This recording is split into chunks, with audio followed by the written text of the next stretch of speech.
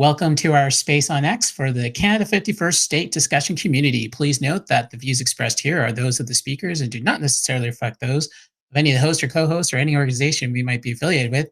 This space is for informational purposes, and we're not liable for any actions taken based on information shared. We are recording the sessions for future playback. By continuing, you consent to be recorded. Any copyright material discussed falls under fair use. Engage respectfully and responsibly. Today, we got a real treat for you. Today, we have Matthew Ehret. I hope I said that right. Founder of the Canadian Patriot Review, Rising Tide Foundation, and author of the Untold History of Canada series. And our topic is very exciting tonight. We're going to be following the usual format that we do, and that is to have our guest speaker be able to give a presentation on the topic at hand, which he is probably one of the foremost experts on, I would say, in terms of the deep state of Canada. This is a topic that we don't often talk about in Canada. We usually hear all about America's deep state, but Canada definitely has one. And so in the Canada 51st community, of course, we deep dive into our history, the Constitution, and everything else relating to Canada's foundations. So we understand what it is that we're dealing with. And so we're looking forward to Matthew hopefully being able to give us some insights that help us understand how is Canada the way it is today, and what helped get it there, so that we kind of understand the kind of beast we're dealing with. Hey, thank you, Jonathan. Can my voice be heard? You sound fantastic. Yes. Yeah. Oh, good. All right. Well, yeah. Thank you for inviting me in. And no, I think that the opening remarks that you delivered set the tone pretty nicely, because you really can't understand the topography, how to navigate through the minefield, if you don't understand the nature of the battle and the nature of the players on the stage of history, and that we are living ourselves as simply one chapter within a much broader story that began long before we were born and that will continue long after we're dead. But that contextual way of reframing our sense of self is so important, because the oligarchy, I think they've been animated strategically by an ability to control systems. And I say systems as far as like humanity as a whole, not just Canada, by keeping the individuals that make up society as a whole as myopic as humanly possible, so that they can't liberate their minds to see broader contextual tapestries that is supposed to be reserved principally for a vetted, initiated elite, self-professed elite alone, who are allowed to see what the whole system is doing. Those who will be dominated must only think in a very compartmentalized way, in a very myopic way, in a way that presumes that the mind can only know what the senses, the five senses we were born with, limits us. And the reality is that the senses, when you look at how the greatest discoveries in both the science as well as aesthetics throughout human history, how they were made, and by what individuals like Leonardo da Vinci, like Plato, like Kepler, like Leibniz. There's been great minds, Max Planck. You read their writings, and when they made those higher discoveries of universals, of truths that touch upon natural law, and then translated them to other human beings in order to make better technologies, to leap outside of the limits to growth that had formerly blocked our society that was ignorant of those discoveries from growing. When that happened, there was always a sense that there was something within their hearts that was in harmony with the eternal, the divine beyond our senses, and that the senses were used kind of like instruments, but that the thing that we were learning how to see with was the mind's eye. That was more than simply the physical eyeballs. And Lord Milner, who I think will play a big role, not I think, he will play a big role in my I guess, presentation / briefing on the deep state of North America. Lord Alfred Milner touched upon this in a very insightful letter that he wrote to Leo Amory, both members of the Cecil Rhodes Roundtable movement, which was set up as a sort of meta think tank, designed alongside a Rhodes Scholarship program in 1902 that was supposed to create, by design, a new technocratic mercenary class of ideologues who would help penetrate over multiple generations various governments of the world with a special focus on the United States, but not accepting Canada.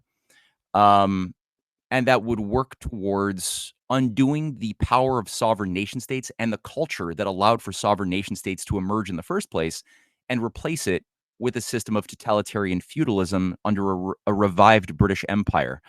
And that's really the I think the set of ideas that have been shaping top down most of everything bad of the 20th century and today.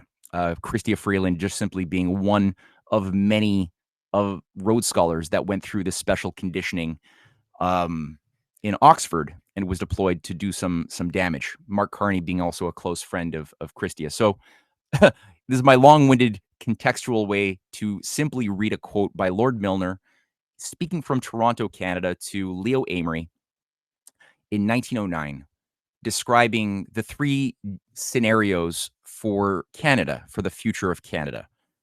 And Lord Milner wrote saying, as between the three possibilities of the future, which are number one, a closer imperial union, which this means an imperial union of a federated British Empire. Number two, he says, I'll go back to his quote. Number two, a union with the USA. And number three, independence. I believe definitely that number two is the real danger. I do not think the Canadians themselves are aware of it. They are wonderfully immature in political reflection on the big issues and hardly realize how powerful the influences are. On the other hand, I see little danger to ultimate imperial unity in Canada in Canadian nationalism. And he does the air quotes with nationalism. On the contrary, I think the very same sentiment makes a great many, especially of the younger Canadians, vigorously and even bumptiously assertive of their independence, proud and boastful of the greatness and future of their country, and so forth, would lend themselves, tactfully handled, to an enthusiastic acceptance of imperial unity on the basis of, quote, partner states. This tendency is therefore, in my opinion, rather to be encouraged, not only as safeguard against Americanization, but as actually making, in the long run, a union of all the Britons, end quote.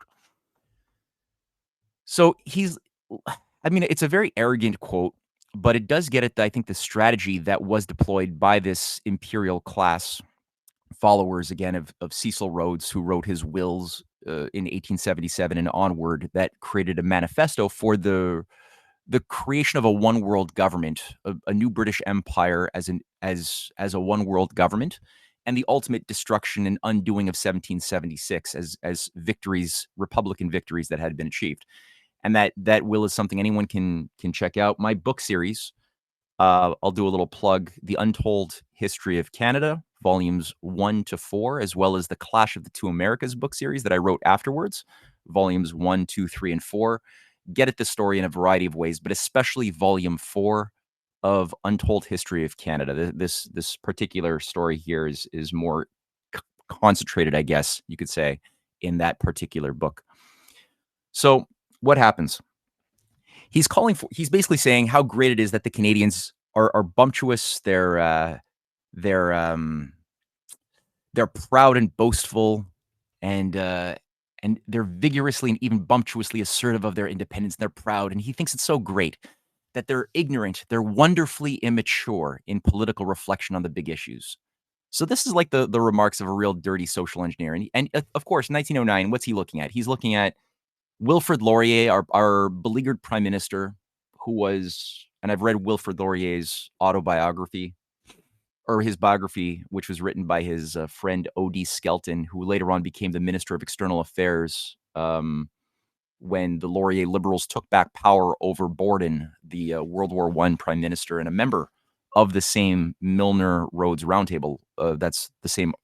That's who Prime Minister Borden was actually a part of, and became the first president of the Canadian branch of the Roundtable think tank known as the Royal Institute for International Affairs that was set up in 1928.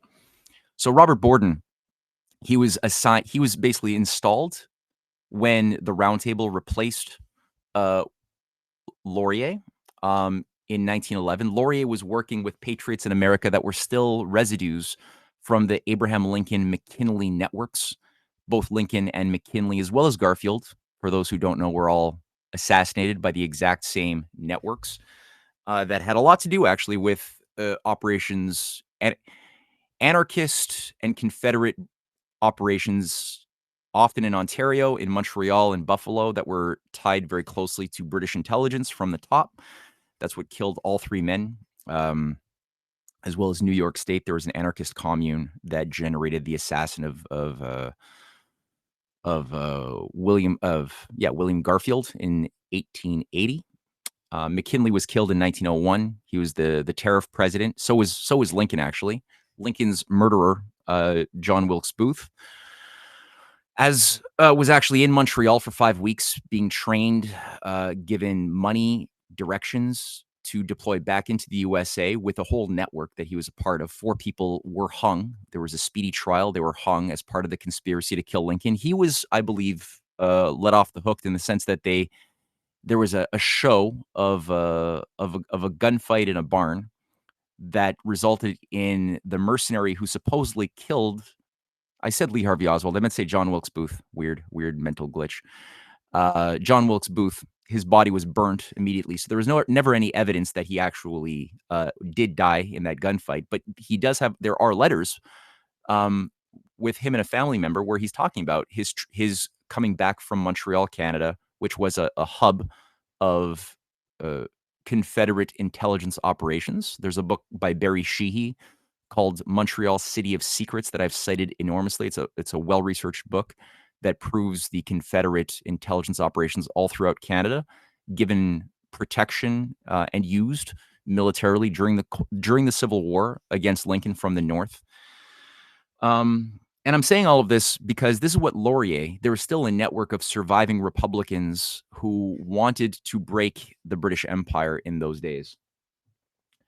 And they understood that a Canada-U.S. special relationship premised around what Laurier had called for a customs union, kind of like what Otto von Bismarck had done in the 19th century, a Zollverein or a customs union that would have a protective tariff around Canada and the USA with internal free trade, but free trade based upon a philosophy of large-scale economic development, railways, the sorts of big projects that Lincoln and Laurier had loved and was the norm a century ago. Not NAFTA. It's a different idea. NAFTA was based on a bunch of private corporations wanting more power than God under the rubric of free trade to get nations to self-castrate and lower their ability to protect themselves from said private financier corporate interests that gained so much influence after the 70s, 71 really. This earlier idea was not NAFTA, and it was based on the intention of real large-scale economic development that would benefit both the nations of Canada and the USA, as well as the individuals under a very pro-entrepreneurial, pro-long-term thinking modality, kind of what Lincoln was doing with the greenbacks, but done in a time of peace. So that's what had to be undone. Laurier was ousted, and Laurier has a letter to O.D. Skelton cited in that 2-volume biography of Laurier, where he says that at this point, I'll see if I can actually just pull it up for that, as a matter of fact, because the quote is so good and so insightful coming off of what Lord Milner had said that I think I should read it. Laurier writes, I believe it's 1914 now, Canada is being sucked into World War I, an imperial war that's being orchestrated that will become a wasting war designed to primarily destroy the industrial power of Germany and the German culture, as well as Russia, and especially the danger of a German-Russia alliance around industrial cooperation, which was the case, the biggest fear of the British Empire and the Habsburg, the Austro-Hungarian Empire of the 19th century, and the French. They were always afraid of this conjoined alliance of Russia and Germany, as well as the USA, around mutual development. So Laurier is ousted. There's a big program, even though his customs union bill is passed in the Senate. It's passed in the House of Commons. All that awaits is his signature, And there's a speedy push to essentially run a coup d'etat. And afterwards, he writes to O.D. Skelton saying, Canada, this is a quote now from Wilfrid Laurier, Canada is now governed by a junta sitting at London known as the Round Table, with ramifications in Toronto, in Winnipeg, in Victoria, with Tories and Grits receiving their ideas from London and insidiously forcing them upon their respective parties. And I cite an excellent scholarly article that went through this, written by Robert Ainsworth, that featured how this was done between the collusion of, again, Milner's Roundtable Group and the Ontario Orange Order, a Masonic organization, which is very, very powerful. But I think back then, 4 out of every 10 adult men of Ontario were initiates in some degree of the Orange Order, kind of an Anglican Freemasonic outfit. So this was part of what created that coup. Borden came in, brought in Canada into World War I. Completely an absurd, unnecessary war, but one done for geopolitical purposes. And Borden was rewarded by being made the president of the. Again, there's an organization after World War I. So actually, this is important. So at the same time that this coup is being initiated in 1911, the same thing is being done where Milner's group have their eyes set for taking full control of England, the English official government. And they do this through a set of scandals that they orchestrate, very similar to what they did to Laurier, but on Herbert Asquith, who's a simple-minded, I think well-meaning but simplistic fellow from the labor camp, and who had to be ousted in order for Lord Milner to take control, which he did, utilizing Lloyd George, one of his prodigies, who became prime minister. In 1916, Milner became the Minister of the Colonies, very, very powerful strategic post. Leo Amory and other members who had worked with Cecil Rhodes to carry out the Boer Wars, sort of the first Vietnam-style war against the Dutch farmers of South Africa who were working with the Zulus in 1900, 1902. So these were the cauldron of fire and blood that the original leaders of the Round Table movement grew within. Not dissimilar from what people like the Satanist faction around Michael Aquino, the colonel with top security clearances, was initiated within in Vietnam from 1968 to 71 or 72, when he was part of the leadership of the Phoenix program that carried out mass murder campaigns of over 40,000, mostly civilian Vietnamese, in torture, murder, kidnapping programs. It was really sick. But the vanguard leadership that took over control of the U.S. military after Vietnam War, that carried out the revolution in military affairs, was led by Aquino, as well as others like Colonel Edward Lansdale, Colonel John Alexander, General Stubblebean, others who had overseen, the introduction of occultism, psychedelic, initiation rituals into the top brass of the U.S. military, that then became the vanguard of the new paradigm of U.S. military affairs, that did things like the, Desert Storm Iraq War #1, 9/11, and pretty much every disastrous policy militarily, internationally, for regime change over the last 30 years. Really, you can't account for how these insane things happen unless you look at this satanic faction that grew out of Vietnam and took increasing power over those policies of the military. So I'm saying this just to run a parallel between the Boer War that Cecil Rhodes and the Milner group were groomed into and out of, as well as the Vietnam War, as two similar processes. Now, when Laurier and Asquith were both ousted, then Milner took control of the English government, and he did that in order to be in a strategic position such that he and his network would be the determining factors of what would be the response to World War I. So he took power in 1916 and was ensured that things like the League of Nations would be the solution, right? The Covenant Article, I think it's 10 or 11 of the League of Nations, called for essentially castrating sovereign nation states with the idea that if we allow sovereign nation states, we're going to get wars forever.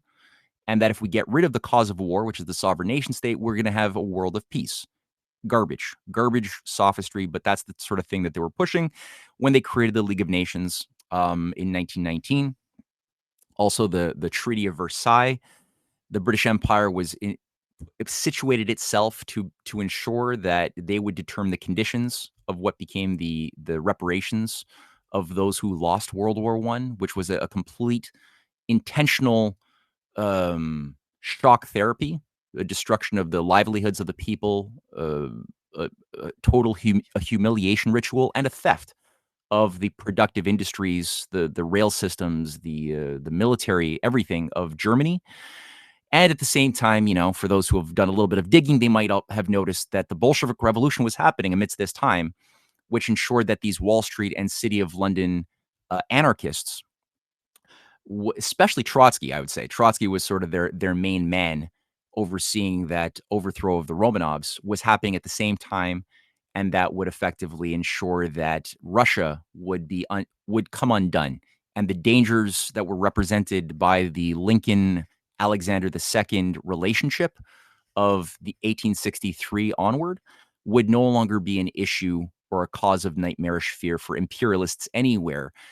So you had the Russian Empire taken down in the form of these Wall Street and City of London funded Trotskyists primarily, who wanted to weaken Russia, create a situation of empowering little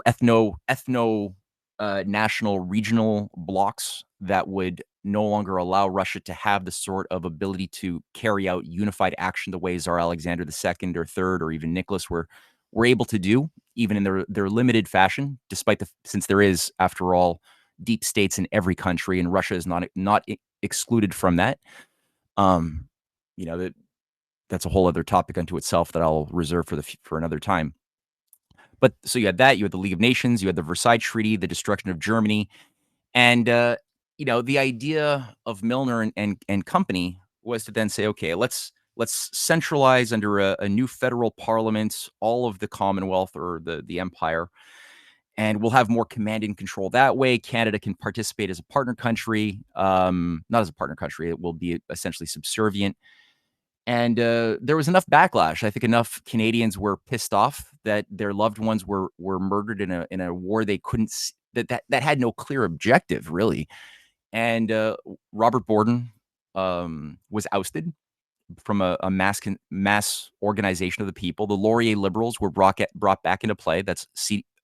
Laurier's dead now, but Odie Skelton and company later on to be joined by Clarence Decatur Howe, our Minister of Everything later on, become the sort of patriotic Lincoln spirit inside of a very different Liberal Party, one that looks nothing like the Liberal Party over the past 20 years. And I forgot to mention one thing. The Milner Group in 1919, not only were they doing the Versailles, they were not only doing League of Nations, they were not only overseeing the dismantling of the Austro-Hungarian Empire, but they were also creating something called Chatham, the Royal Institute for International Affairs, in a very important meeting in the Majestic Hotel in France in 1919. And the Royal Institute became sort of the queen of all think tanks. It became the foundation and the heart of the Round Table. Its American branch could not be called the American Institute for International Affairs because that would have been a little bit too clear, and Americans then were more smart than they are today about the nature of the British Empire and its techniques. So they called it the Council on Foreign Relations, a think tank which has really shaped or misshaped U.S. foreign policy for the last century, and really Hillary Clinton herself even called this thing the mothership in 2011. So in Canada, it became known as the Canadian Institute for International Affairs, and that's what Robert Borden, as well as another Rhodes scholar named Escott Reed, were in charge of. Today, it still exists under a different name called the Canada International Council. Several leading figures who have run that Canada International Council were also architects of something known as the North American Union, an idea that was floated to create a European Union model for North America with a North American euro. I shouldn't call it that. It was called the Amaro. So they wanted to basically replace the Canadian and US dollar and the peso with an Amaro. And you had Thomas Axworthy, a privy councillor who is a leading figure on the task force to create the North American Union, as well as John Manley, another figure, very influential privy councillor in charge of creating the task force. I think that was defeated because people back then didn't want to give up their sovereignty to this type of technocratic control system under the context of the crisis of the banking system in 2007, 2008 especially. So it was put on the back burner, but it never disappeared. So that's one thing. I think that when you look at the role of these roundtable groups and the Rhodes scholars that are the sort of mercenary class that have penetrated multi-generationally our institutions, there's this idea that is shared by all figures, independent of their flavor, if they're infiltrating something on the left or something on the right, or whether they're infiltrating something in the private sector, in the corporate sector, or in the media world. These Rhodes scholars are very malleable, very chameleon-like, but their common theme is that they're devoted to the idea of creating a world order centered around a non-elected technocratic elite that would be beholden to hereditary systems of control, top down, while also simultaneously satisfying the secondary challenge, which is giving the plebes, the masses who they disdain, the illusion that they have some form of democratic say over their destiny.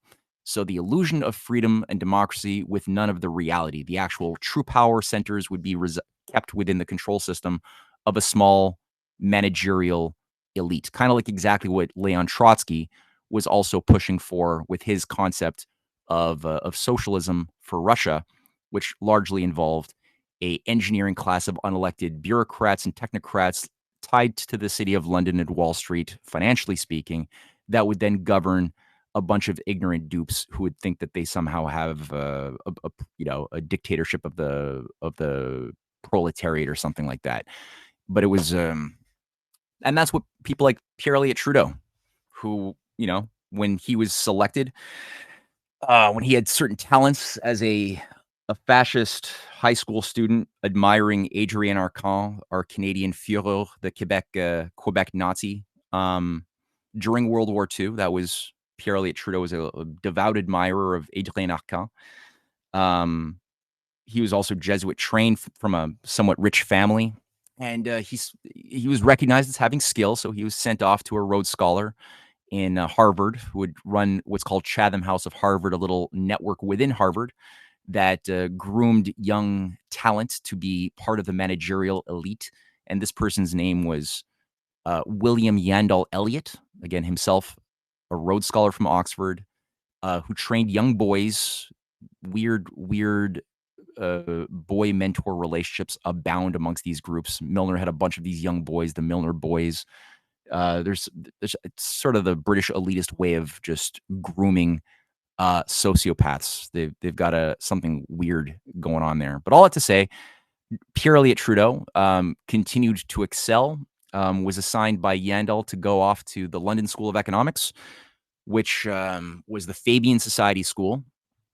The Fabian Society being sort of the left-hand path to the right-hand roundtable movement, both of which being sort of societies that are pseudo-secret societies, that groom young people from various parts of the empire in two different elitist universities, one the London School of Economics and the other Oxford, to then be sent back to work together, one sort of taking on the form of socialists who despise humanity, the other taking the form often, but not always, of capitalists, or at least imperialist, old school Churchill types who also despise humanity, and yet also both working together. And we saw that with the fact that Scott Reed, who was the Rhodes Scholar from Canada, who went on to become the General Secretary of the Canadian Roundtable Movement, the Canadian Institute for International Affairs under Robert Borden. This guy goes on to work with F.R. Scott and 5 other Rhodes Scholars to create what's known as the Fabian Society of Canada in 1931. And the Fabian Society of Canada is as exactly what it says, to model itself off of the British Fabian Society, but it's founded by 5 Rhodes Scholars through the League of Social Reconstruction, set up in 1931. and that's what they call themselves legally, is the League for Social Reconstruction, to use the Great Depression as an excuse to offer a solution of a new technocratic, it's always the same solution, a new technocratic, world of scientific management, ultimately tied to eugenics, though they were not always so explicit on the eugenics aspect, but population control was a big one. And F.R. Scott, S. Scott Reed were both co-founders of this thing, and F.R. Scott, the other co-founder, went on to become one of the handlers of Pierre Elliott Trudeau. Once Pierre was brought back from his sojourn in the London School of Economics, he was given a 500-day tour of the world empire before being sent back. I think it was in 1952 to Ottawa, where he was installed in the Queen's Privy Council office, and that's sort of the nerve center of the control mechanism that runs the real shadow government of Canada then as it does today. The vast majority of the Canadian governing structure is not the House of Commons, as I think many here who are listening have discovered, but rather the Privy Council office, which is sort of this deep state institution that was created and enshrined in our British North America Act of 1867. And most of Canada, as anyone who looks into this would discover pretty quickly, most of Canada's governing those agencies which shape our domestic and foreign policy as well as cultural policy around, are not elected, whether it's deputy ministers assigned to handle and manage the elected parts of the government, or whether it's the prime minister's office, a vastly overflowed bureaucratic machinery closely tied to the Privy Council office, the Treasury office, the Governor Generalship and the Governor General's office, as well as the Lieutenant Governors. And I'm just getting at the official shadow government, which most Canadians are kept amazingly ignorant about. You don't tend to learn about most of the stuff, even in political science university. If you were studying this, it would really only be you get a certain dosing of it or a version of it if you were actually en route to be a member of the Canadian Civil Service. But even there, you wouldn't get a sense of what it is, because even those members are mostly going to be peons who will be trained to be myopic bureaucrats, highly specialized in a very limited field and mentally incapable of seeing what the whole is that they are parts of, such that only a small executive will be allowed and can see and manage the whole cybernetics machinery. And this is really what cybernetics was enshrined to do as a technology of control. So Pierre Elliott Trudeau, being somebody who was assigned, he was handled by this guy, F.R. Scott. You had other members, other Rhodes scholars, including Eugene Forsey. There's a few others I'm forgetting all of a sudden. David, anyway, doesn't matter, who are all part of this network. This is what the Laurier liberals fought hard against to keep out of influence during the 1930s when they took back control over, what's his name? R.B. Bennett, our beleaguered 4-year-long conservative prime minister, who, after, doing a disastrous job during the Great Depression, basically left Canada, showing you how little of a patriot he actually was to live out his days as a viscount in England. But that was good. We got rid of that riffraff, but then we had the Laurier liberals now take back control. This time again, Odie Skelton was back in a play, keeping out the Rhodes scholars from having control over our Ministry of External Affairs. And he was working with the whole team, many of whom died mysterious deaths in 1940 as they were trying to keep Canada from getting enmeshed in the Second World War. That's a whole story unto itself, and I go through a good deal of it in Volume 4 of the Untold History of Canada. So I'm saying all of this to get across that Pierre Elliott Trudeau was groomed. He was a Fabian. He was overseen by Rhodes scholars. He was assigned to play a certain role, and in 1963, Maurice Strong, who is largely he's the person Klaus Schwab called my mentor. He's a Canadian from Saskatchewan, but part of an elite family. Frank Strong, his uncle, was the president of the International YMCA. something that was tied to weird espionage internationally before and during the Cold War. His aunt, Anna Strong, somehow worked her way up to become the personal advisor to Chairman Mao Zedong. So God knows how that happened. And so, Maurice Strong is somebody who exhibits a very robust sociopathic charm and is recruited by David Rockefeller to be a point man and handler of a big chunk of the development of the Canadian deep state in the early 60s. He's made the vice president of Power Corporation, the youngest vice president ever. Like I said, he goes on to become a co-founder of the World Economic Forum, but before that, he's also the head of the Ministry of External Affairs under Pearson and Trudeau. He sets up the Canadian International Development Agency that oversees the transformation of the paradigm of development aid to poor countries from being premised around the idea of assisting nations industrially and develop advanced cutting-edge technology, which was the former paradigm that was loved and promoted by people, by men like C.D. Howe, by John Diefenbaker. That John F. Kennedy in the USA had that general view that we must help.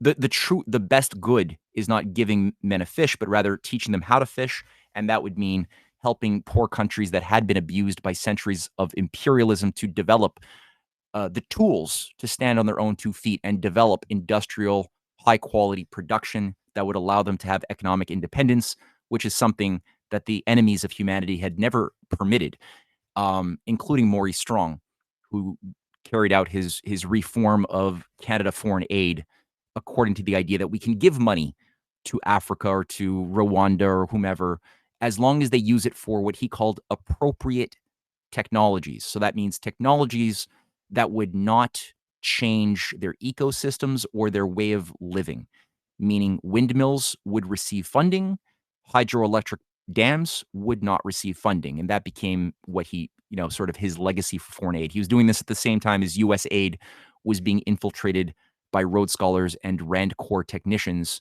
after JFK had been murdered. And that also became used as a tool for getting nations to become victims of IMF and World Bank conditionality systems that would guarantee that they would live in poverty for ideally forever, being maybe cheap labor plantations to be exploited for child labor, as most of Africa was destined to become under this sick anti-human system.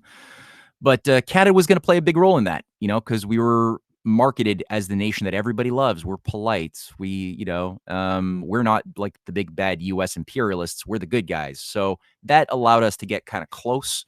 And to this very day, many of the most destructive mining corporations that Maurice Strong oversaw were built up in Africa as well as in Latin America and Brazil. Brascan, Brazilian Light and Traction, which became Brascan, has been working to keep fascist dictators that would be puppets for Western cartels in power to better exploit their people for the benefit simply of these corporate interests. And Barrick Gold, under Peter Monk, a very close friend of Maurice Strong, was just another example, but there's many others that unfortunately is the real dirty, dark legacy. And Maurice Strong writes a book in he gives an interview with a woman, a journalist named Elaine Dewar in 1994. It's called Cloak of Green. And it's a fantastic book. If people can find it, there's, I think, PDFs online, but it's hard to find physical copies. You have to pay like $1,000 because they've tried to get rid of it from the physical marketplace. But Elaine Dewar, in this interview, or this large book that grew out of a series of interviews with Strong, he admits that he was on the selection committee in 1963 that was talent searching for who would be the next useful prime minister to carry out the next phase of deindustrialization and social engineering, of which Pierre Elliott Trudeau from the NDP party, that is the party of the Fabians, the NDP, which was formerly known as the Cooperative Commonwealth Federation, was the political party of the League for Social Reconstruction. That same League for Social Reconstruction that I mentioned was created in 1931 by the 5 or maybe even 6 Rhodes scholars, which promoted eugenics and social engineering. Their political party was the Cooperative Commonwealth Federation, which got a rebranding in 1960. That's what Pierre Elliott Trudeau was still a part of when he was fielded for talent by Maurice Strong, who was joined by people like Walter Lockhart Gordon, somebody who was the father of Canada's new nationalism, along with George Grant, another father of Canada's new nationalism of 1963 onward, the post-Diefenbaker Canadian nationalist branding that gave us a new shiny maple leaf flag, which signifies where, most nations' flags signify something about their story, their fight for freedom or something. The Canadian flag that they gave us, it literally meant a maple leaf. That's what it literally means. There's nothing more than that. So it was marketed, I think, following the uh, people should remember the Lord Alfred Milner program for promoting a Canadian nationalism, a type of controlled nationalism that would be inclined to embrace more principally an anti-Americanism, a bumptious pride that would keep us more under the control of the new British Empire, the invisible empire that is the real seat of power over the world, the thing that killed JFK, the thing that oversaw the creation of the CIA, even, whereas Roosevelt died in April 12th, 1945. And those very British agents that were working through the State Department of the USA that he also noted in remarks to his son Elliot, who was his personal assistant, and these are recorded by Elliot Roosevelt, that these Foreign Office figures would prefer to emulate what Winston Churchill thinks the world should be after World War II, instead of promoting real peace through development and cooperation. So these are the entities that took over control of a lot of the US, the deep state structures that created the CIA, modeled in large measure on Five Eyes and GCHQ and MI6 operational procedures that created Mossad, even, which was itself emulating in 1951 the CIA and MI6, overseen also, ironically, with the assistance of some unreconstructed Nazis that Otto, forgetting his name now. Anyway, there's a whole network of unreconstructed Nazis and Italian fascists that were also given new assignments after World War II to manage the international secret paramilitary armies of NATO. This was part of our nasty legacy, that we never really ended World War II in that sense. Even it seems to me that Hitler was even granted a new life in Argentina, as were many other Nazis, that became a base of installing fascist right-wing military juntas into powerful positions throughout Latin America. And during the 1960s and especially the 70s, people like, Chile's Pinochet is just one of many. Argentina's military junta, also advised by a bunch of Nazis in the 1970s, including found a collaborationist under a guy who became Pope Francis, who is then still simply called Bishop Bergoglio, who collaborated to oversee the torture and murder of various lower level Jesuits who were induced to go into guerrilla warfare to fight the Monsanto interests represented by these Nazi advised right wing governments. Canada did our own thing too. We played a big role in the 1964 overthrow of a nationalist leader in Brazil, Goulart, who had been trying to nationalize and break Brazil free of Brascan, or that was then called Brazilian Light and Traction. He had to go, and he was destroyed, and the Canadian-based Brascan took back control and installed their own military junta that privatized everything, opened up the gates to free markets that allowed for more deregulation and the creation of a private financier oligarchical class with more power over Brazil and beyond than was ever before. So again, another bad note on Canada's moral report card in my mind. All that to say, Pierre Elliott Trudeau was very talented, very, very well-trained technocrat with a deep misanthropy. Did a better job than Oxford-trained Lester B. Pearson, because Pearson didn't know a word of French, whereas Pierre could navigate both French and English. And he was quickly, he rose from justice minister in 1967 to become the new prime minister with a big media propaganda campaign, literally modeled off of what was done to promote the Beatles under Beatlemania. The same commercial PR companies and social engineers were deployed to now do it in the political arena under Trudeau Mania. And it sort of through a bunch of very coordinated media operations and hypnotic inductions and psychiatric warfare specialists. Pierre Trudeau, this ugly kind of creature, was turned into a sex symbol somehow for young hippies and housewives. And he was propelled to become somehow the most beloved Canadian Lincoln, which was sort of solidified as an image during the October crisis of 1970, where he called martial law on the streets of Quebec during a time when a Nazi-managed terrorist, anarcho-terrorist, Maoist-Leninist front group called the Front de Libération de Québec was deployed to carry out letter bombings, terrorist operations, and eventually kidnappings of some high-level people, including the Deputy Prime Minister of Quebec, Pierre Laporte, in 1970. And basically the response to that was that Canada would unleash martial law, and Pierre Trudeau was the man to keep Quebec together, to keep Canada together, who was not afraid of doing the hard things, right, and even taking away people's civil liberties and applying the Emergencies Act. And I think that the only time it had been done prior to his 1970 application was earlier in World War II, and then in 1946, when the Guzenko affair was unleashed, and sort of the Cold War was initiated with the idea that our new enemy should be created for us all as Canadians and Americans, and that enemy is going to be Russia, the same Russia that had just sacrificed 29 million people to fight the Nazi Wall Street-funded war machine, that same Russia that had saved the world and stopped the Nazi New World Order, which was a London, Wall Street-run, eugenics-based technocracy, New World Order. That same Russia was now going to be rebranded as our enemy. So, we had something called the Guzenko affair as a complete hoax based on no information that's ever been proven, but that was promoted by the media to get every Canadian, as many Canadians as possible, to piss their pants in fear and give up their civil liberties for the idea that we now had to go to a new type of Cold War with Russia. So that was bad, but it got even worse in 1970.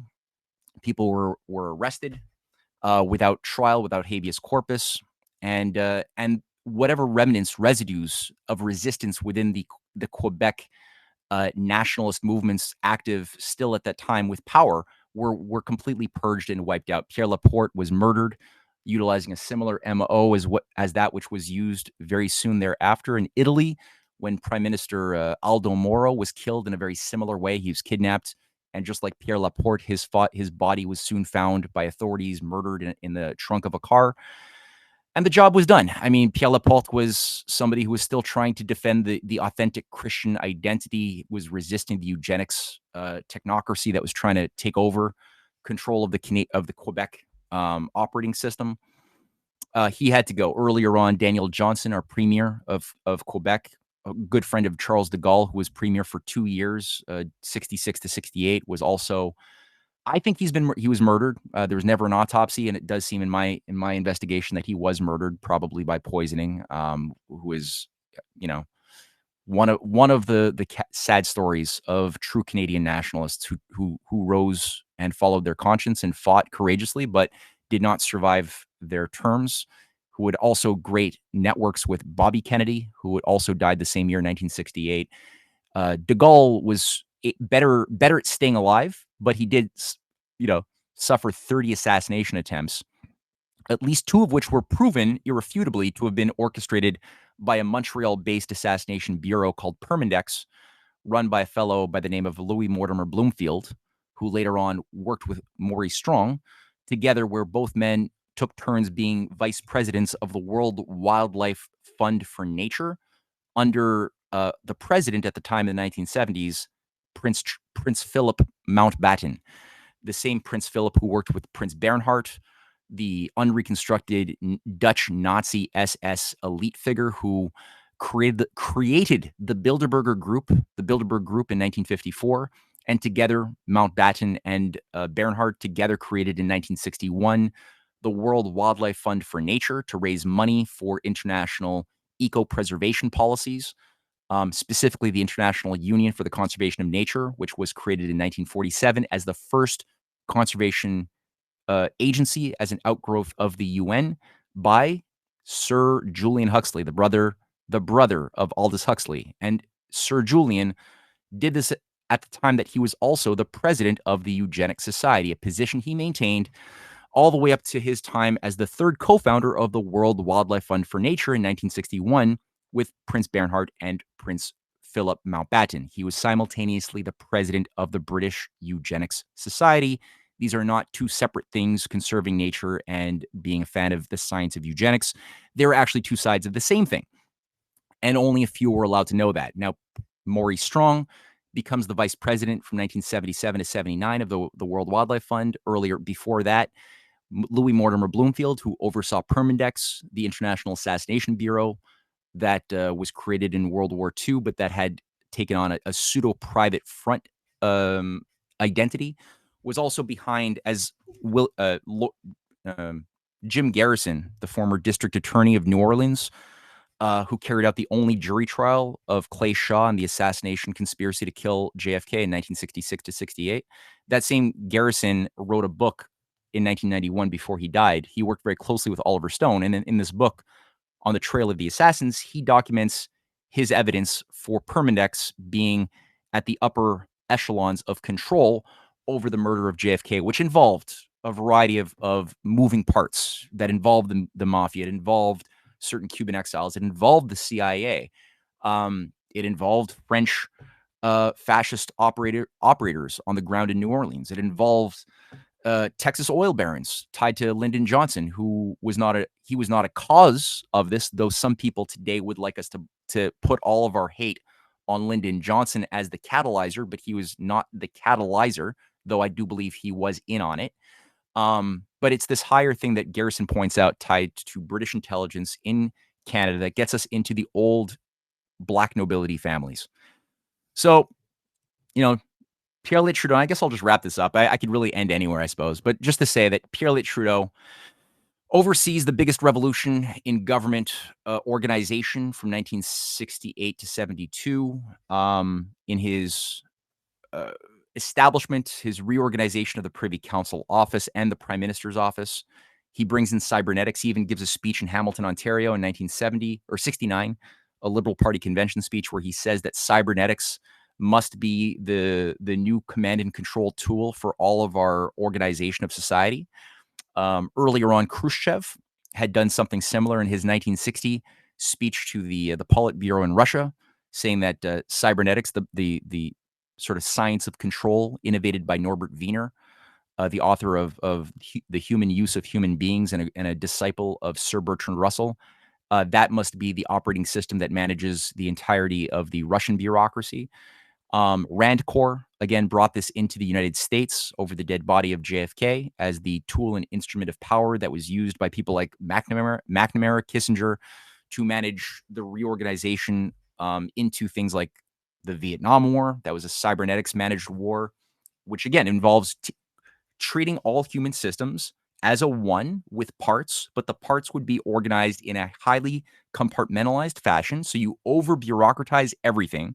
You do it to UNESCO. You do it to NATO, which, by the way, NATO was founded by Escott Reed, the same Canadian Rhodes Scholar who co-founded the League for Social Reconstruction. That Escott Reed became the founding father in 1947, 2 years before its official founding of NATO.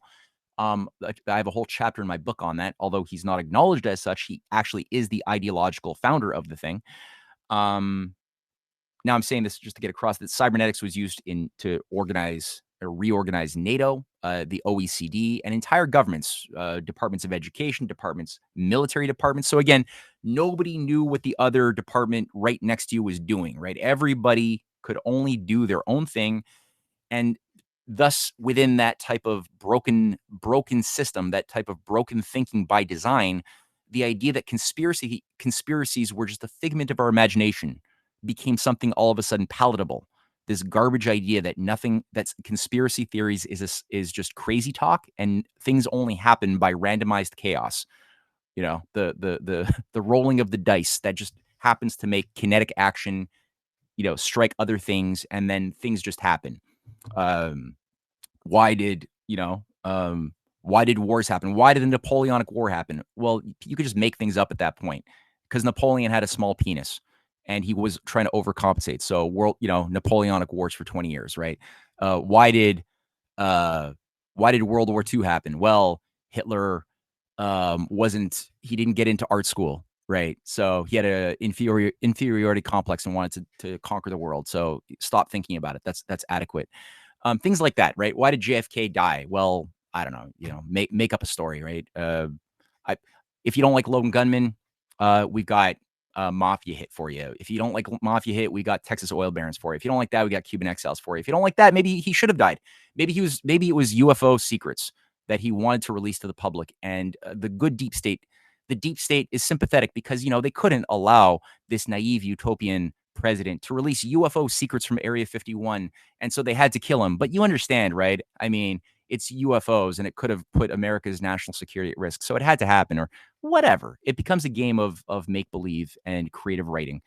So that's been sort of, I think, how a lot of this was rewritten, and how dupes were led to believe that there are no such things as conspiracy theories because their minds were designed in the education system under new math, under the reforms that were done by the technocrats who took over Canada in the 60s under the Quiet Revolution in Quebec, as well as the federal level under Pierre-Elliott Trudeau. There was a massive reform of education that focused on getting rid of the classics, no longer learning Greek, Latin, reading the classics in their original writings, but rather learning how to memorize by rote mathematical formulas that students were not supposed to even understand why the formulas worked. They were just supposed to memorize them. And those who could be better at using memory and apply it like a machine were the ones who would excel. Those who were bad at using simple memory would be punished, would not be allowed to move ahead within different aspects of society. And so now we're a few generations into this mental dysfunction, and people are finally beginning to wake up to the fact that we've been doing things wrong now for a number of decades. We're sitting on the edge of the biggest systemic meltdown, which is by design. I mean, the people who were initiating this overthrow of nationalist systems in the 60s, who oversaw the Trilateral Commission takeover of the USA in 1970, or the Trilateral Commission was maybe created nominally in 1973, but it was already all of the leading figures, Kissinger, David Rockefeller, Nelson Rockefeller, were already there overseeing the murder of Bobby Kennedy, and who took over control in that time. They were working with people like George Shultz, another trilateral operative, who had installed through Bechtel and these massive corporations, again, Pinochet into power in Chile at that time. The US dollar was removed from the gold reserve, which allowed for the US to be demasculated even more by the idea that no longer does physical production or reality need to justify the growth of money in circulation. Now you could just use different types of national debts, private consumer debts, other kinds of debts that can be bundled and associated now with speculative gambling activities to generate nominal wealth, but without actually producing or increasing the production of agro or industrial indices. So that was what sort of took over the deregulation of the markets of the 1970s, especially the 1980s, that allowed for the age of mergers and acquisitions, the destruction of Canada's Glass-Steagall, that was then known as the four pillars that separated commercial and investment banking from insurance and trusts. That was taken down, modeled on Margaret Thatcher's Big Bang, to create universal banking, where speculators, bankers, investment banks could access people's savings and commercial bank deposits for the first time. That was made illegal by FDR in 1933, but that was finally made legal again in Canada and the UK first, followed soon thereafter by the USA. And with that came just the idea that the economy was the bubble, and to grow the economy, we had to grow the bubble. There's ways of doing that, both through speculation, both through increasing different types of derivatives trading. But the idea of actually building an economy tied to the future and making lives better for our kids and grandkids was lost by design. And now we're sitting atop one of the biggest bubbles of fictitious capital ever seen, ever before in history. Something akin, I would say, to the tulip bubble of the 17th century, the Dutch tulip bubble, which was sort of the first instance of modern speculative insanity, whereby you had a massive controlled wealth transfer because those who actually were managing the tulip bubble propaganda in the Netherlands at the time understood that tulips were tulips. They were not worth castles, although dumb people were trading castles for tulips, or even papers indicating a promise to deliver some rare tulip from Algeria to some noble.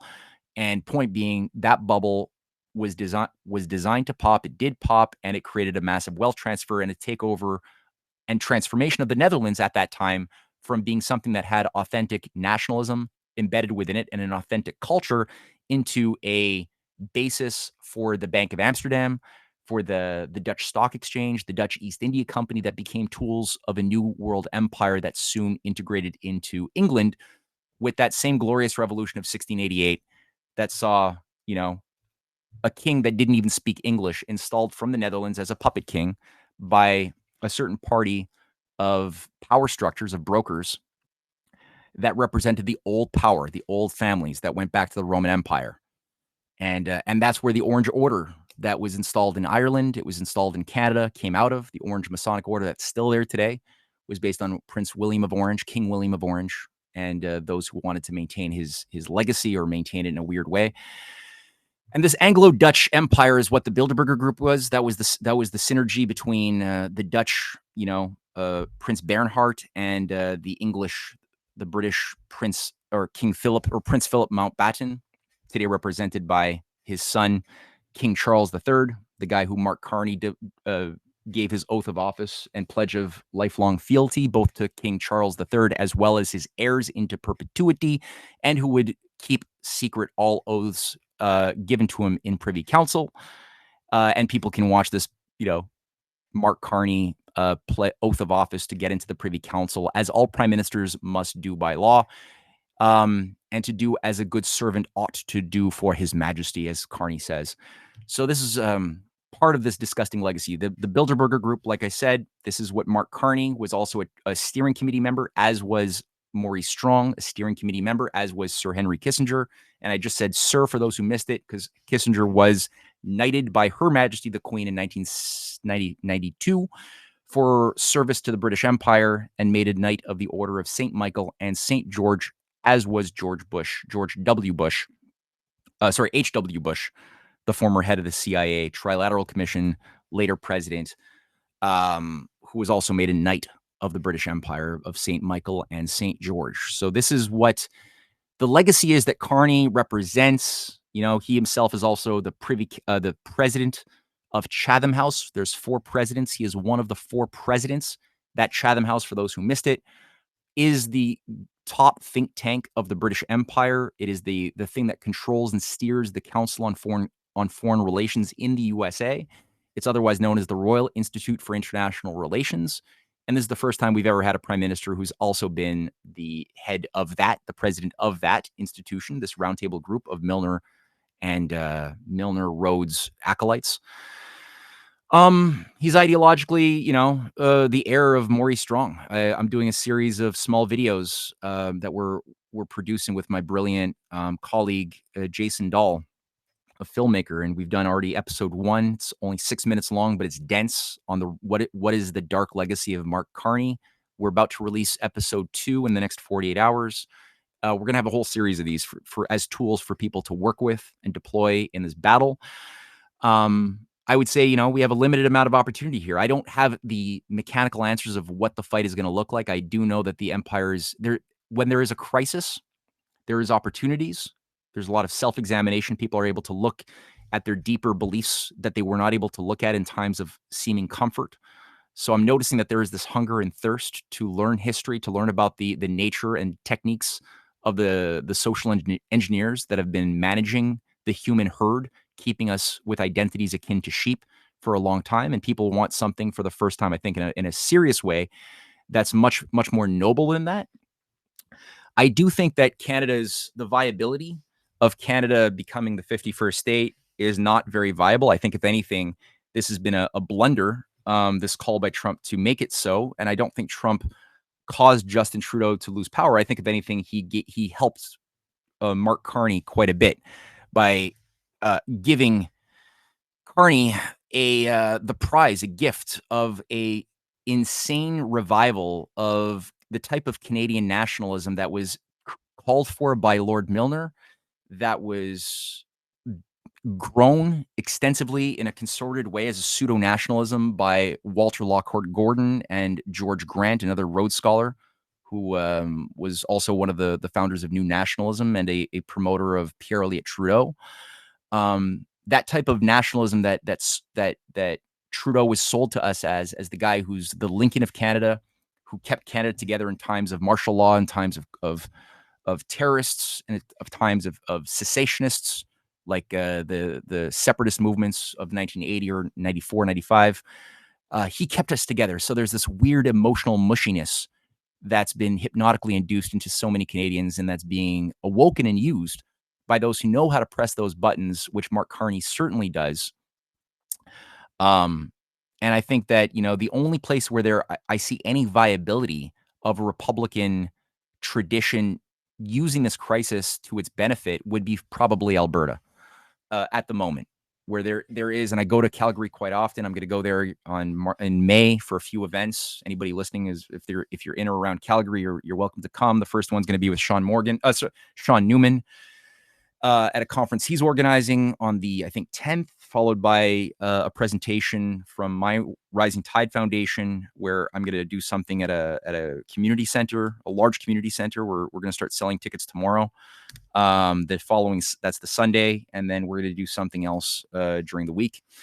So I do see a lot of genuine patriots in Alberta who have, it's known as the Texas of Canada for a reason. I do see some real qualitative moral fiber that I resonate with, that gives me a sense that on top of the ability to actually have a political fight, where Danielle Smith, for all of her problems, is at least human. I could see a human there, whereas I can't see it when I look at a Carney or many other technocrats that tend to be installed into positions of influence. That's something you could work with. There are humans, there's mensch in and around Danielle Smith who are open to strategic thinking outside of the box.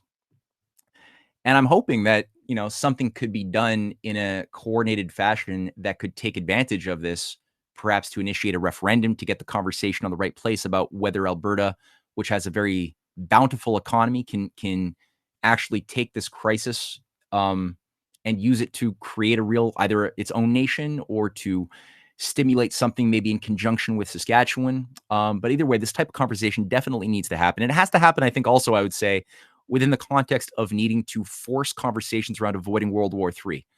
That's another aspect. So you got the economic collapse that's baked into the system, and also you have, I think, a very serious race to destroy any opposition or any nations of the world that are not under the control system of the Bilderberg Group, and its, City of London, Wall Street network. Russia being a big one that has been targeted by NATO expansion and the idea of these Rand core game theorists who are of the view that it's possible to surround under full spectrum dominance with space dominance and anti-ballistic missiles, including in Canada's Arctic, by the way, which Justin Trudeau signed off on in April of 2024, is a new Arctic defense strategy that involves installing long-range missiles in Canada's Arctic in preparation for an oncoming war with both Russia and with China at the same time. You've got some psychos also gunning for Iran, the third very important member of the Eurasian sort of partnership, the multipolar sort of architecture. So these are two domains that are currently or three domains, and there are unfortunately neocon-minded figures that I'm seeing a little bit too loudly, even around Trump, who are saying that it would be a good idea to prepare for the inevitability of the oncoming war with China, especially, and also with Iran, even though they're trying to kind of de-escalate a little bit on the Russian front. I think Carney also is being deployed to try to do a charm offensive with Europe to say, oh, look, we're all being hurt by big bad USA, big bad imperial USA, and China, you're being hurt, we're being hurt. Let's have a special Canada-China relationship. Let's revive the Canada-China free trade agreement that Beijing canceled in 2017 when they recognized that Justin Trudeau was going to be an insidious, untrustworthy partner who would probably just use China's relationship to Canada to get an addiction over Canada cheap resources in order to shut them off when the depopulation fanatics of London found it expedient to do so. And now they're trying it again to loosen up the Russia, China, Iran bonds in a variety of ways and threats, economic, military threat, and other. Again, Canada's currently playing a very bad role. Mark Carney said that under no circumstance will any economic cooperation with Russia or the USA around the Arctic ever happen. That, for me, pisses me off because I see that the only point of real viability to make Canada a real, authentic country would be through opening up the Arctic as a new domain and frontier of real, authentic, large-scale development, as it was envisioned in the time of Abraham Lincoln, who gave speeches to the U.S. Congress in 1864 that I cite in a new documentary on the Arctic that I just released. People can watch the documentary, listen to Lincoln's transcripts that we cite in the documentary, calling for the extension of railways and telegraph lines in 1864 through British Columbia and upwards into the Alaska that he knew was soon going to be purchased by the United States from the Russians, and thence onward through the Bering Strait and into the rest of Eurasia as the basis of a new type of economy founded upon win-win cooperation. He's very explicit in his philosophy, in his understanding of how this would work. This is what, and here I'll just end it with this idea of the history of the Bering Strait fight. So this is what people like Secretary of State William Seward, who survived his own assassination attempt on the night that Lincoln was murdered, the very same night, he had a man come into his room and carry out 20 stabs into his body. And this Secretary of State, this ally of Lincoln, only survived because he had already been struck by a horse and carriage a week earlier. And so many bones of his body were broken that he was in like an exoskeleton recovering.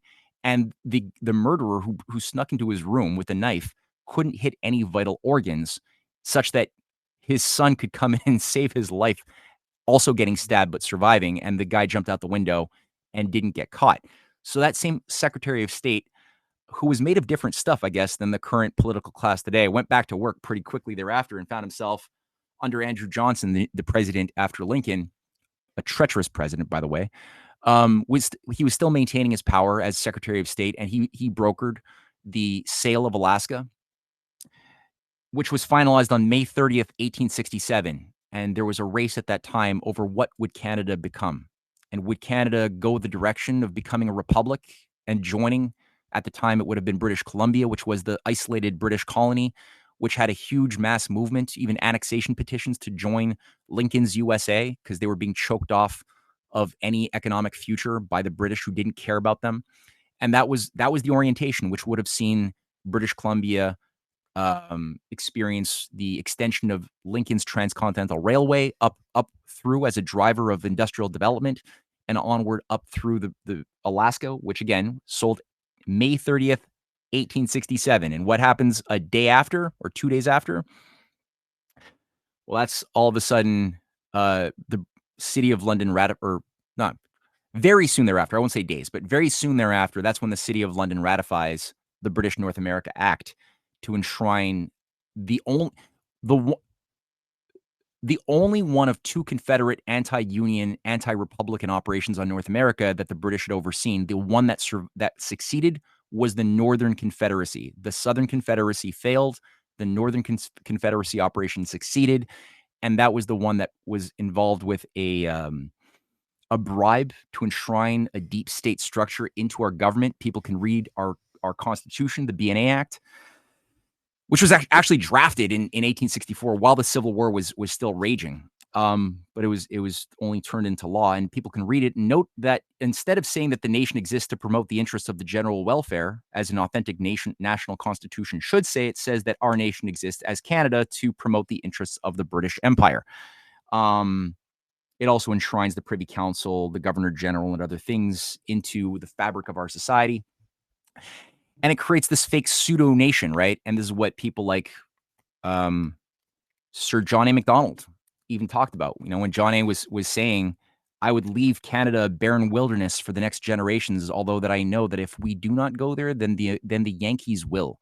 And so this is a guy who's the founding father of Canada, who's marketed to Canadians every generation as sort of the Canadian George Washington, who said that a Britisher I was born and a Britisher I will die.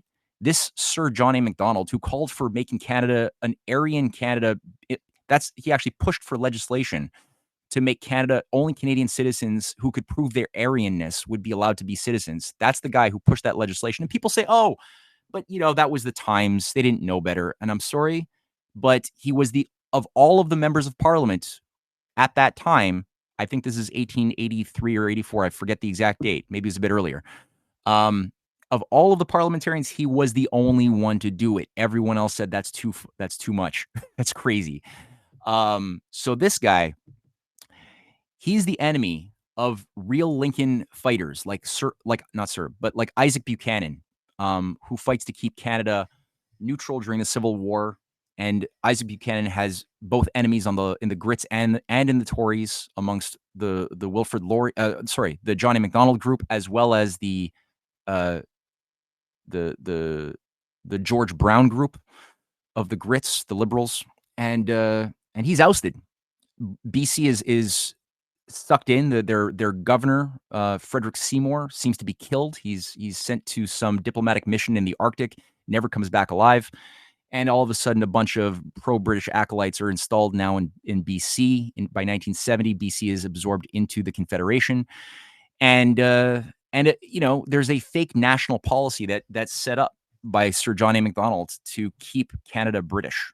And it's not that he loved development. Like I said, he said that Canada should never be developed. He would prefer that it just be a land of hewers of wood and drawers of water forever, except that geopolitically, his masters knew that if they don't unleash the creativity and allow for some development, then Canada was going to go American. That was the thing, because we could see that the Americans were living through the biggest upshifts of quality of life, of industrial progress, of hope for the future, and we weren't. We were suffocating under British free trade. We are not allowed to have real protectionism to defend the creation of a local, industry or manufacturing base. So the British realized, okay, they have to take a perversion of the American system, a perversion of Lincoln's greenbacks, a perversion of that system that America had deployed to break itself free of empire. But they did it in an anti-American modality, right? So this is the left-hand, right-hand path. And this is what, when you look at the fight for Arctic development, this is what Tsar Nicholas II, or Alexander II was even fighting for, who was bringing in American engineers to help build the rail lines across the Trans-Siberian Railway, or to initiate that. He dies by an assassin's bomb in 1880 before the project even begins. His son, Alexander III, also dies by, it seems, arsenic. But he was a patron of the Trans-Siberian, again, that had American engineers, and Philadelphia-made locomotives traveling across Russia by 1904, when it was finished. You had Sergei Witte, the finance minister and first prime minister of Russia, who was a friend of the Lincoln groups, who was a champion of bringing in the Bering Strait rail development. You had Tsar Nicholas II, before he was killed, commissioned American engineers to go to the Bering Strait and test out to see what would be required, how much money approximately would it cost to build rail lines by bridge or by tunnel across the Bering Strait. And this is what, I'll just say, Franklin Roosevelt's vice president, Henry Wallace, had arranged in 1942 in One Country, Two People, or Two Countries, One People, and his Soviet Mission Asia documents, where he was documenting his own negotiations with the foreign minister of Russia to revive the spirit of the Bering Strait development and to create the foundation for intercivilizational dialogue and harmony around increasing population, increasing industrial power, and increasing the power of the sovereign nation state, while at the same time increasing the freedom for the individuals making up said society, with a respect for our differences, but a common outlook for our common humanity that all requires that we increase food, water, mental fortitude, and sharing of cultural discoveries, arts, architecture. That would be the spirit that would make humanity fall in, I believe, harmony with natural law, right? A type of humanity that would be fit morally to survive, and that oligarchy couldn't stick its claws into. And finally, I'll just say, this is what Donald Trump, who I've got a lot of criticisms for Donald Trump, and especially I've got criticisms for the transhumanist cult through Silicon Valley, which has far too much influence over his program currently. I really don't like transhumanists, I got to say, especially of the military industrial Silicon Valley kind. But that's part of the fight. But that being said, his first term on September 26, 2020, Donald Trump did call for the first time, and didn't call for, he actually passed an executive order calling for the building of the Alaska to Alberta Railway, the A2A Railway, which was set up by a consortium of private companies that were frustrated by Ottawa's unwillingness to build anything or have any thorough vision for the future. And they basically set up their own consortium. They organized with friends of Donald Trump. Donald Trump was sold on the idea, gave executive support to the connection of the lower 48 states through, at that time, it was Alberta. I think it could definitely be revived again. And that would go on upwards through into Alaska.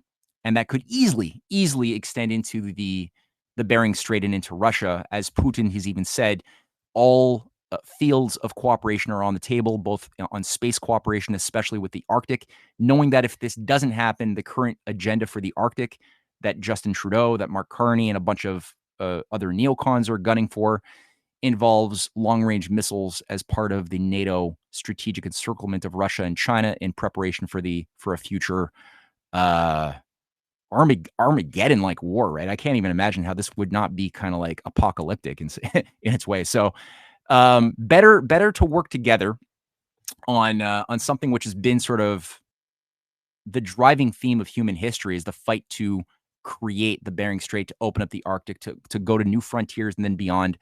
Better to do that than to kill each other on a thermonuclear sort of altar of mass suicide. The Rhodes scholars might think differently. The Fabians might think differently. But, I think we've got enough humanity right now to at least see the battle lines and to recognize the traps in the minefield, both the battle of the mind as well as the political economic topography that we're being told we have to move through, and we do have to move through it. So yeah, that's what I'll say. Any kind of questions people want to pose pertaining to banking, what should be done to stop the economic collapse, the war, whatever, or stuff on history, deep or recent history or deeper history, feel free. I touched on a lot of stuff here. I'm sorry that I did all of that and launched this on you guys, but a rant is a rant, and I hope that there's some compositional integrity to it. So let's see what you guys have. Very good, Matthew. Thank you very much. I think you made a record. We haven't had a guest speaker go for 1 hour and 20 minutes straight. So that's quite the record. But it was certainly riveting, because you covered a lot of things, and I have some questions, but I also see some hands up. For those who have gotten to the speaker spot, you know how it is on the space. Raise your hand if you want to have a question. So I'll allow Susan to go first, and then Dave. Go ahead with your question to Matthew.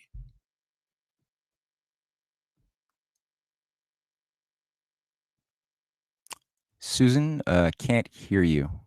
Yeah, Susan, you're up. Maybe you're having problems with your mute yourself. Testing. Nope, still not hearing you. Something's going on in your end. Sorry, Susan. Susan, what you could maybe is, maybe you could write it out, and send it to Jonathan as a question if your mic doesn't work. Yeah, she's going to come back in and probably try again. In the meantime, Dave, go ahead with your question. Yes, hi. Thank you, Matthew. That was really good. I'm following you. I enjoy all that. I go through lots of it. I go a little further. I really enjoyed that. I'm just wondering, there's some key points. Like, you're extremely well read, the constitutional acts, but there's some key points in history. Maybe it's just from your specialization, but I look at 1960. I also look at the turn of Canada, 1867. Have you looked at Nova Scotia and their annexation when they had the anti-Confederate Party? That was for full-on annexation to the United States. That was 18 out of 19 federal members that they secured, and then they also secured a major majority, over 30 of their provincial, for both the same thing, to join the United States. And of course, after everything that happened with the Acadians, have you looked at any of that? The other is, I look at the early 60s and the conservative side of this, where, there's all the equalization formula that did massive destruction here, especially in Western Canada, really creating these regional divides. And we don't have trade protections the United States does, but you know, if you looked at any of that with equalization all the way through the conservative legacy, like I know Mark Carney's bad. I know the Trudeau whole family unit corrupted and many more beyond that. But I know too from my reading that is I found everything you found too, and you're really articulated well because you've studied it hard. But it's just my only fear is, and I'm not trying to run you down, is that you're leaving out a pile of history that I know you're a smart guy. How did you not see the conservative side of this too? Because I can go through all of them just as well as the liberal side. I mean, they're bad, but I look at it as a one big equation here that the crown is rotten. We see a divergence way before 1860s, and of course that's British North America, but in American history that's quite a bit older than ours as this independent nation.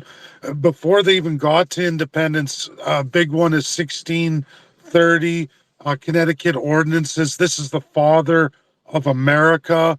The idea that monopoly of force will never be American, that is enshrined in us and was as provinces of the British North America, all the way through. But that 1630, that was the father of America saying, listen, at least Connecticut in that 13, that we're not going to follow that path. We're going to keep our people armed, even as British subjects. And they did that more than 100 years before independence, 140. And then when the France-English War happened, 7-Year War, and they were presented in Virginia, Virginia made its ordinance that is really the mother of America. And they said, it's the purity of religion, that Christianity is not of these elites, but for the people themselves to understand. And it's at the individual level. I mean, these are pivotal changes that America made, even as the colonies leading up, obviously, to the War of Independence, but they were already 100 and some years ahead before the War of Independence, let alone the 100 years before us coming along. And I'm just wondering if you've looked at any of that history in relation, because I don't see the British having all that much control over America. I've seen them hold out like the Russian Federation, even its limited 3 years, World War I era, and then, of course, coming back in the 90s till now under Vladimir Putin. I see, American Russia being distinct from everybody else, but I don't know, just throw that at you. Yeah, I mean, I formatted my considerations, like my opening remarks, to be specifically geared towards the fabric and contour of the deep state structure in North America, which, and my writings, I put my findings in the form of several books that sort of recast our whole story from 1774 with the Quebec Act all the way up until really I think I sort of end it with the cybernetics revolution of 1971 under Pierre Elliott Trudeau. But I really wanted to gear my narrative today specifically around the importance of the often underestimated influence of the Rhodes Milner Roundtable Group and the Fabian Society, all of which are eugenicists, social engineer, anti-humanists who are behind the growth of some of the worst institutions and worst sets of ideas that have done the most damage to humanity, including the undermining of the USA as a sovereign republic into becoming increasingly a tool of destruction on behalf of a higher imperial power that actually wants to destroy most American lives as well as other lives of darker skinned people around the world, which people like John F. Kennedy and his brother resisted this thing when they said that we're going to, break up the CIA into 1,000 pieces and scatter it into the winds. So this was never an American empire per se. The American empire, I said, when you look at it from this vantage point and with these variables in account, here, I'll say it this way. I did after I did my Untold History of Canada book series, I did another book series called The Clash of the Two Americas, just to try to get across, especially to an American audience, that the thing that's called America isn't one thing. that there's two opposing traditions that have simultaneously been active, vying for control over what America is, the thing we call the USA. And on the one hand, you have something authentic that's enshrined in those who were the architects of the founding Declaration of Independence and the Constitution.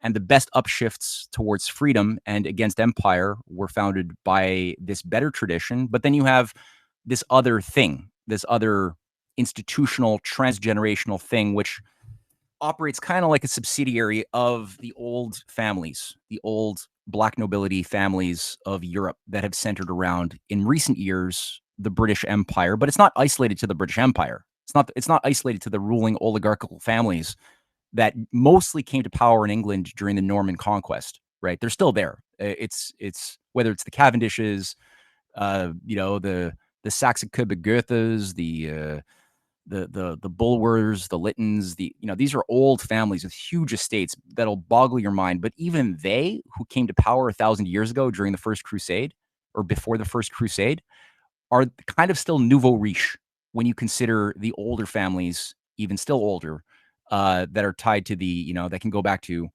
like, the Orsini family. They celebrate the fact that they go back to Emperor Claudian of the Roman Empire, and members of the Roman patrician class, and even earlier before that. So you're dealing with this, like, the British Empire is not the thing you thought it was, right? When you have to sort of revisit the thing you thought of the British Empire, it's not that.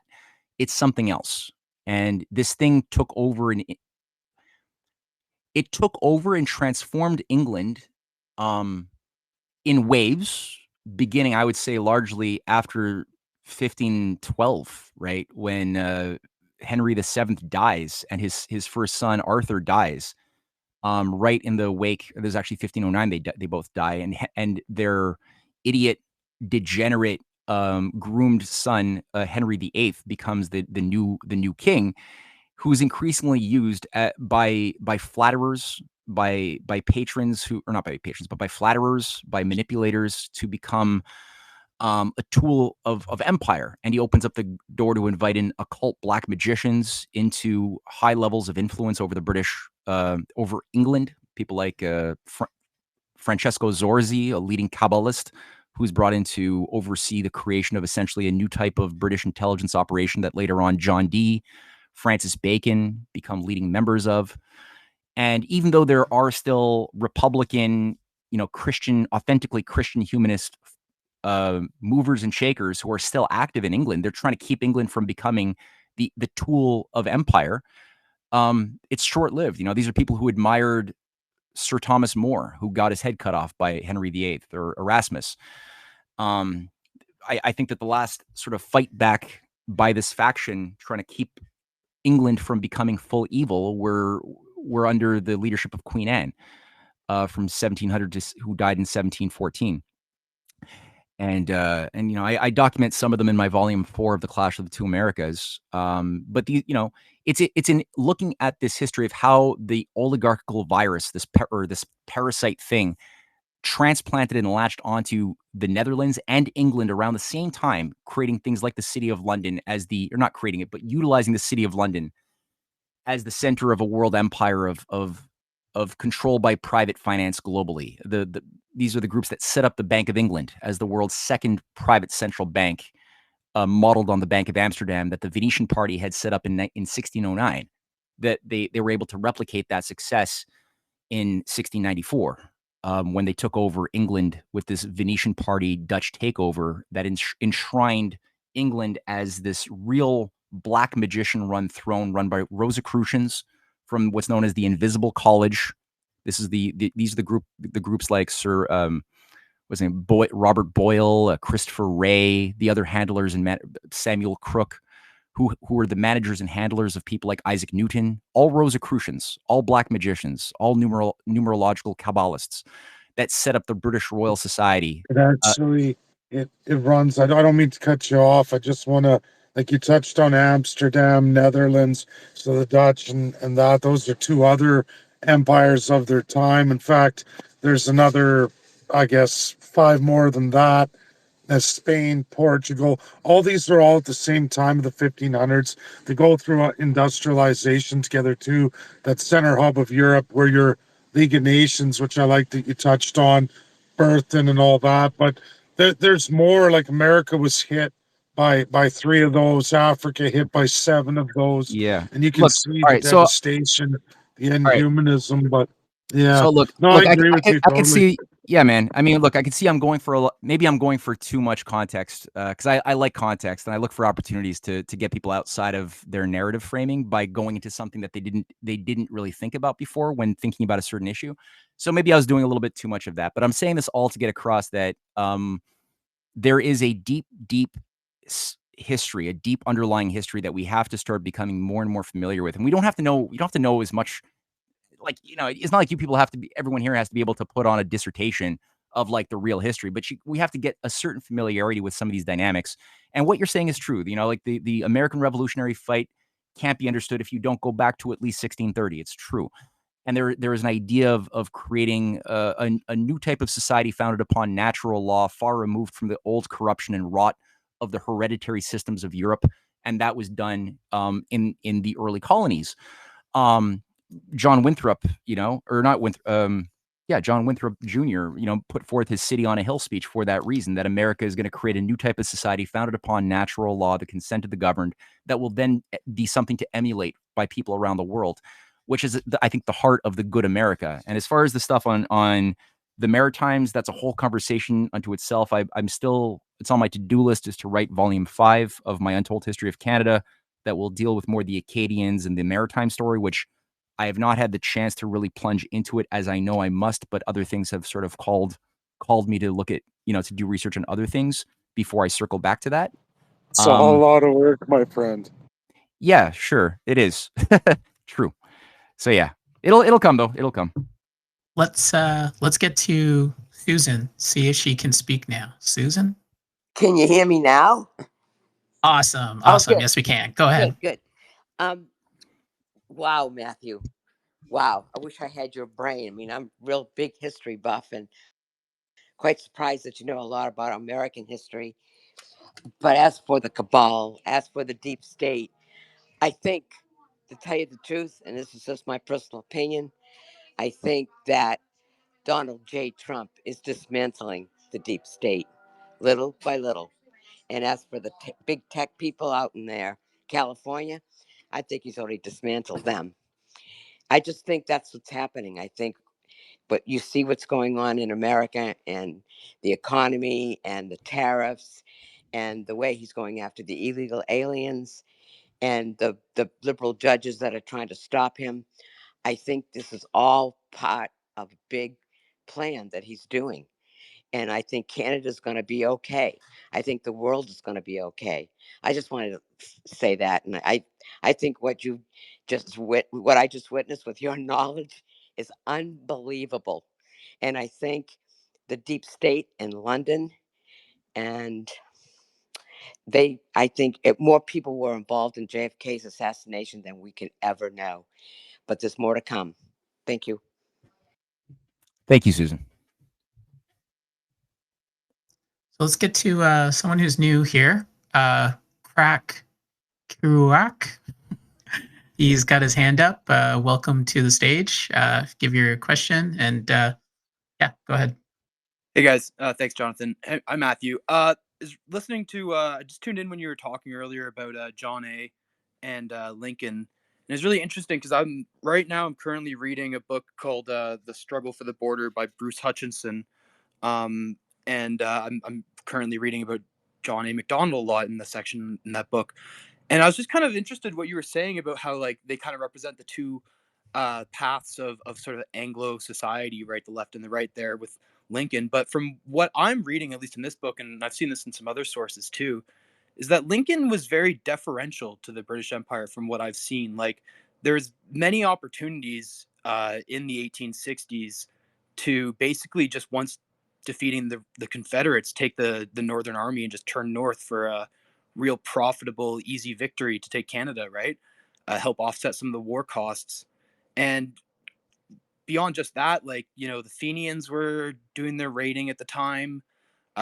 not during Lincoln's tenure, but just after. There's the whole Louis Riel situation out in the Red River too.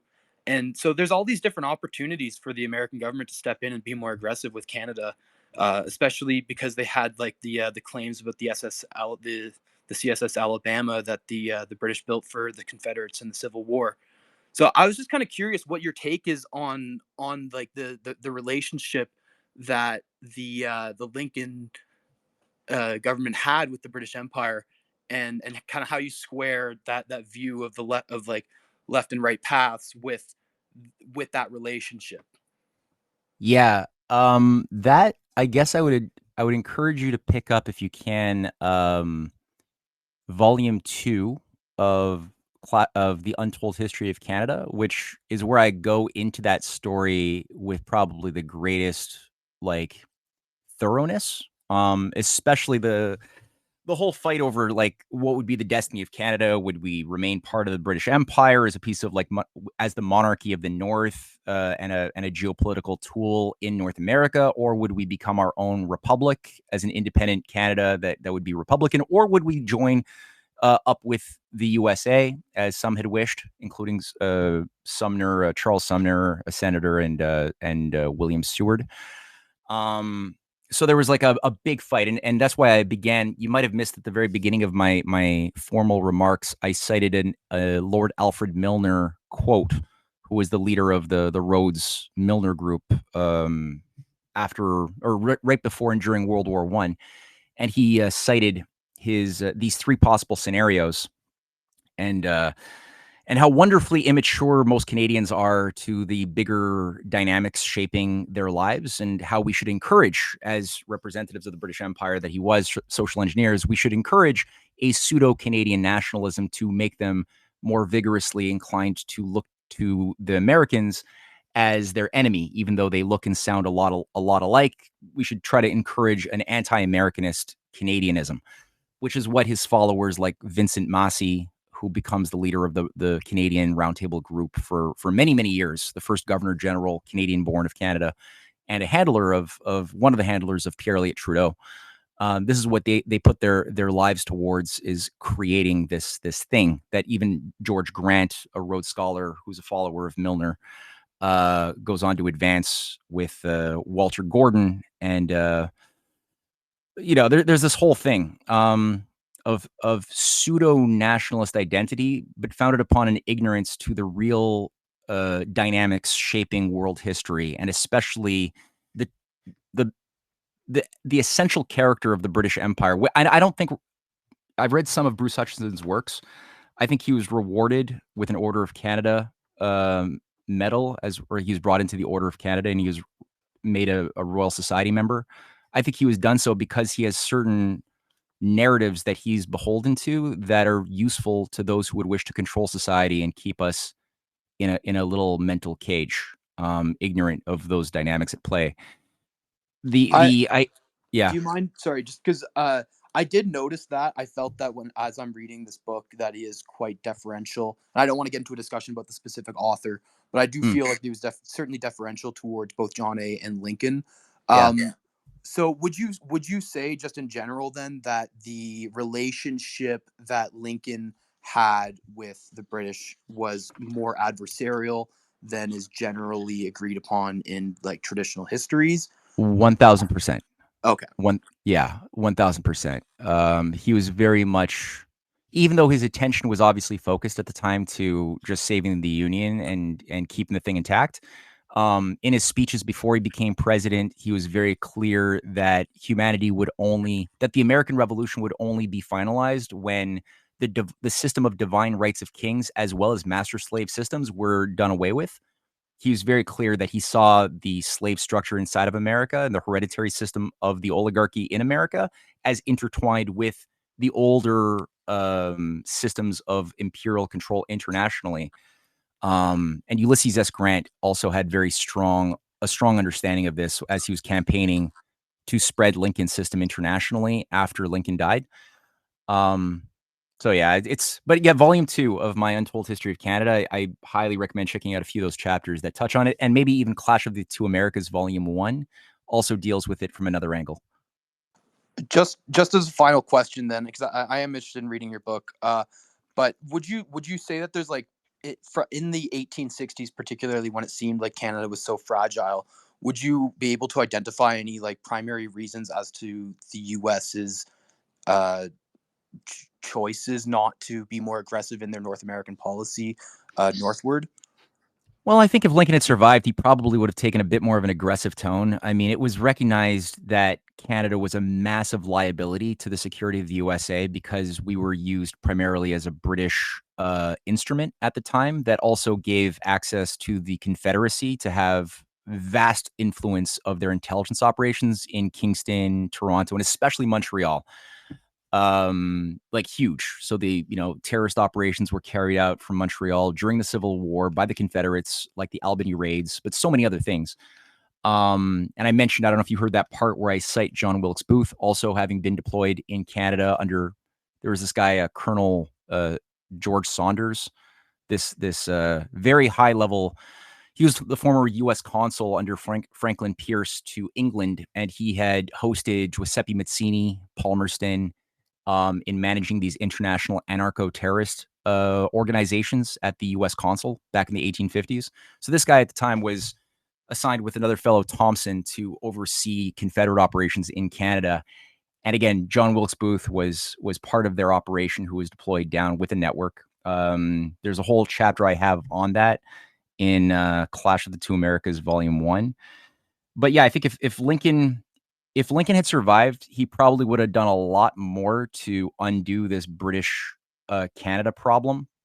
And I think his follower, William Seward, who was his Secretary of State, was smart to try to call for the annexation of Canada at that time, though I'm not for it. See, doing that could only work if America is abiding by its moral constitutional mandate. If it's not, then and if you have like private psychopathic death cults that take control of America, then I'm against America annexing anything, right? But under that time, it was a different USA. So I think, yeah, when the Alabama claims were done, it was the first international court case, and Britain was found to be guilty, red-handed, making warships that were used by the Confederates to destroy so many U.S. ships illegally, kind of like the way the U.S. went in to support the Free Syrian Army against big bad authoritarian Assad. It was the same sort of thing. They were providing illegal supplies, or in the case of Ukraine, and not being very neutral about it. And so they were caught. They were found guilty, and Seward said, "Hey, rather than them paying us $15 million and then like letting bygones be bygones, how about we just like take Canada instead?" And I think in hindsight, that would have been the right thing to do. And unfortunately, Ulysses S. Grant came in with some bad strategic advisors who, they didn't recognize the evil or the sophistication of this evil thing embedded within Ottawa. Americans always underestimate it. And that always proves to be their undoing. They always think Canada is this easy thing to deal with, polite little, population, underdeveloped land. We'll just deal with it in the future. It's not a big threat, and it's always a threat. And it's just unfortunate. Sorry, I don't know if that's like the answer you were kind of gunning for, but that's all I got. That's interesting. Thank you for that. Yeah. Jonathan, do you mind if I ask another question? I know I've been kind of one more, and then I'm getting mine in. Okay, cool. Yeah. The last question I have for you, Matthew, just again about just the history in Civil War. Generally, because you're talking about the Confederate actions in Canada, the official history generally just describes all of those as boondoggles, and generally, from what I can tell, that's pretty accurate. Like even the Albany raid, and like I think there's like Augsburg and Burlington as well. Like none of them were very successful. I know that there's some like diplomatic issues where the Canadian government was arresting them, but then released them and rearresting them and things like that. Do you think some of that is underplayed? Is there anything that's like actually successful or notable? I think there are things that are underplayed, but I think the biggest aspect of this operation, because Lincoln had several, he wasn't just dealing with the Confederate, like the slave power. He was dealing with the northern branch of the Scottish, or what's called the northern jurisdiction of the Scottish Rite. And the northern and southern jurisdictions of the Scottish Rite always work together where one side in the North, which still exists, by the way, this is what's behind the creation of the FBI and management of it. In the North, that was what was controlling the radical abolitionists. So like those who would, deploy fanatics like John Brown to go and like shoot up Harper's Ferry. On the one hand, you had that, or the William Lloyd Garrison groupings, right? Who was also a high-level Freemason. I think he was very high level. I don't know what degree. But you had that representing the Northern interest. And at the same time, you had the Albert Pike Southern right doing the same thing, ultimately pushing and representing the slave power, playing this controlled opposition game of left versus right extremism. But that's the way the oligarchy always works, right? Is they create one extreme, and then they know that they can then create the response and then clean up in between, right? Where people forget about what the fight was all about. So this northern branch was pretty much representing Wall Street. Wall Street being, in my research, a fifth column operation set up largely in the 1790s under a scam pulled off by Aaron Burr that created the Bank of Manhattan through a water company boondoggle, where he turned what was supposed to be a water company in New York into a bank that became the foundation of Wall Street as a banking hub. And these groupings were known as the Copperhead Democrats, and they were very much in league with the intelligence, the Anglo-Canadian elites of the residues or the carryovers of the family compact that William Lyon Mackenzie was rebelling against with Louis Joseph Papineau back in the 1830s, right? The family compact was like a network of establishment families that wanted to stay British and rejected the principles of the American Revolution. So they created English-speaking Canada. And then you had the Laurentian elites of their French counterparts. Typically, it's an Anglican Jesuitical control mechanism that at the time in the 19th century was sort of how it was collaborated or coordinated. And in Ontario, especially Montreal and Ontario, you had two financial centers that were also carrying out economic warfare against the U.S. dollar, against the newly forming greenback as well, that were working with Wall Street and the City of London.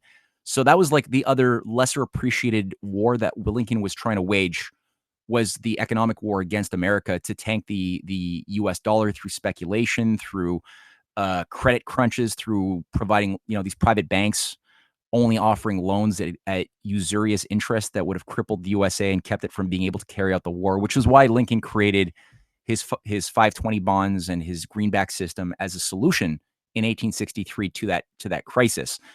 It was a great solution, but it was choked. But Canada played a big role in the economic war, as well as I think other intelligence operations that are vicious but behind the scenes. The things that are not necessarily always recorded, but were understood by those patriots around Lincoln at the time. Thank you for that. So I've got a couple of questions. Some of them are for the past and some of them are for the future. Listening to everything you were saying, I noticed that you referred to a number of Rhodes scholars throughout history. And from my understanding, that's basically somebody who came from the University of Oxford who got this award as a Rhodes Scholar, which was started in 1902. I'm just wondering, because I know you like to talk about the nuances of history, and of all the times that I've heard people talking about history, I think you have made references to Rhodes Scholars more times than anything, and they seem to come up quite a bit. So in relation to the deep state, Rhodes Scholars kind of like, I don't know how you'd refer to them, like maybe the henchmen that go out to exercise what needs to be done on behalf of the crown in Britain, since that they came out of the University of Oxford. Yeah, like I guess for that one, really, Untold History of Canada, Volume 4 is everything Rhodes Scholar and more. But yeah, it's essentially, there was a manifesto by Cecil Rhodes that was drafted, designed to allocate his massive fortune that he got from basically stealing from Africa. And many of his institutions like De Beers and Launerhoe still exist as massive entities designed to keep Africa an underdeveloped dark age slave plantation of exploitation, that they're still there. So he basically did a really great job. He had patrons around the Gascoigne Cecil family of England, old family that got their affluence during the Norman conquest, as most of these old families do. So he was kind of like a George Soros type of figure, right? That's the way I've come to look at him. Who was a good sociopath, really good at his job, and his massive fortune that he was able to accrue would be allocated towards creating a new mercenary secret society. So sort of like a mercenary class of ideologues who would be devoted to the Church of the British Empire and modeled on the Jesuitical constitution, as he called it in his wills. The idea, I think, of the Rhodes Scholarship is not something to condemn somebody for being a Rhodes Scholar. I'm sure that there's a number of Rhodes Scholars every year. I'm sure some people come back and live productive lives. But what it does, what's his name? Chris Christopherson was a Rhodes Scholar. Does that mean I think that he's part of some evil conspiracy? No, I don't. But what it is, it's sort of like it puts you on a short list. It recognizes that you have as a youth certain talents, certain ambitions, a certain mindset. You're examined. Seems like kind of like a Masonic thing in a little bit. Like you're examined, you're tested. If you pass those tests, you're granted an all expenses paid brainwashing session for a few years in Oxford. And not all Rhodes Scholars are going to be given the same experience. While they're there, they're going to be rigorously tested every day to see what role they're going to play, if any, within the Church of the British Empire sort of shadow structure that they're going to go into as adults, right? With a certain mandate. I would say that George McGee, the orchestrator of the Korean War, and a guy who played a big role in the Vietnam War. There's a lot of Rhodes Scholars you can map out, and I did map out, that played a key role in turning the USA into an empire. Again, the same thing can be done for Canada. Usually when you find an authentic Canadian leader emerge, a populist leader who really does care about the people, usually their efforts to carry out a beautiful vision come undone by the efforts and sabotage of these Rhodes Scholars, whether it's W.A.C. Bennett, the Premier of British Columbia from 52 to 72, who did a lot of good things. But again, he was going to do a lot more good if he didn't have these Rhodes Scholars, both in Ottawa as well as installed in British Columbia itself, in his own government, sabotage it from within. You had, Diefenbaker, a populist candidate, kind of like a Trumpian sort of figure, but with some big blind spots about the nature of the British Empire that he adored. he sort of believed the popular propaganda that the empire put forth to make it sound like it was the bastion of global civility and greatness and morality.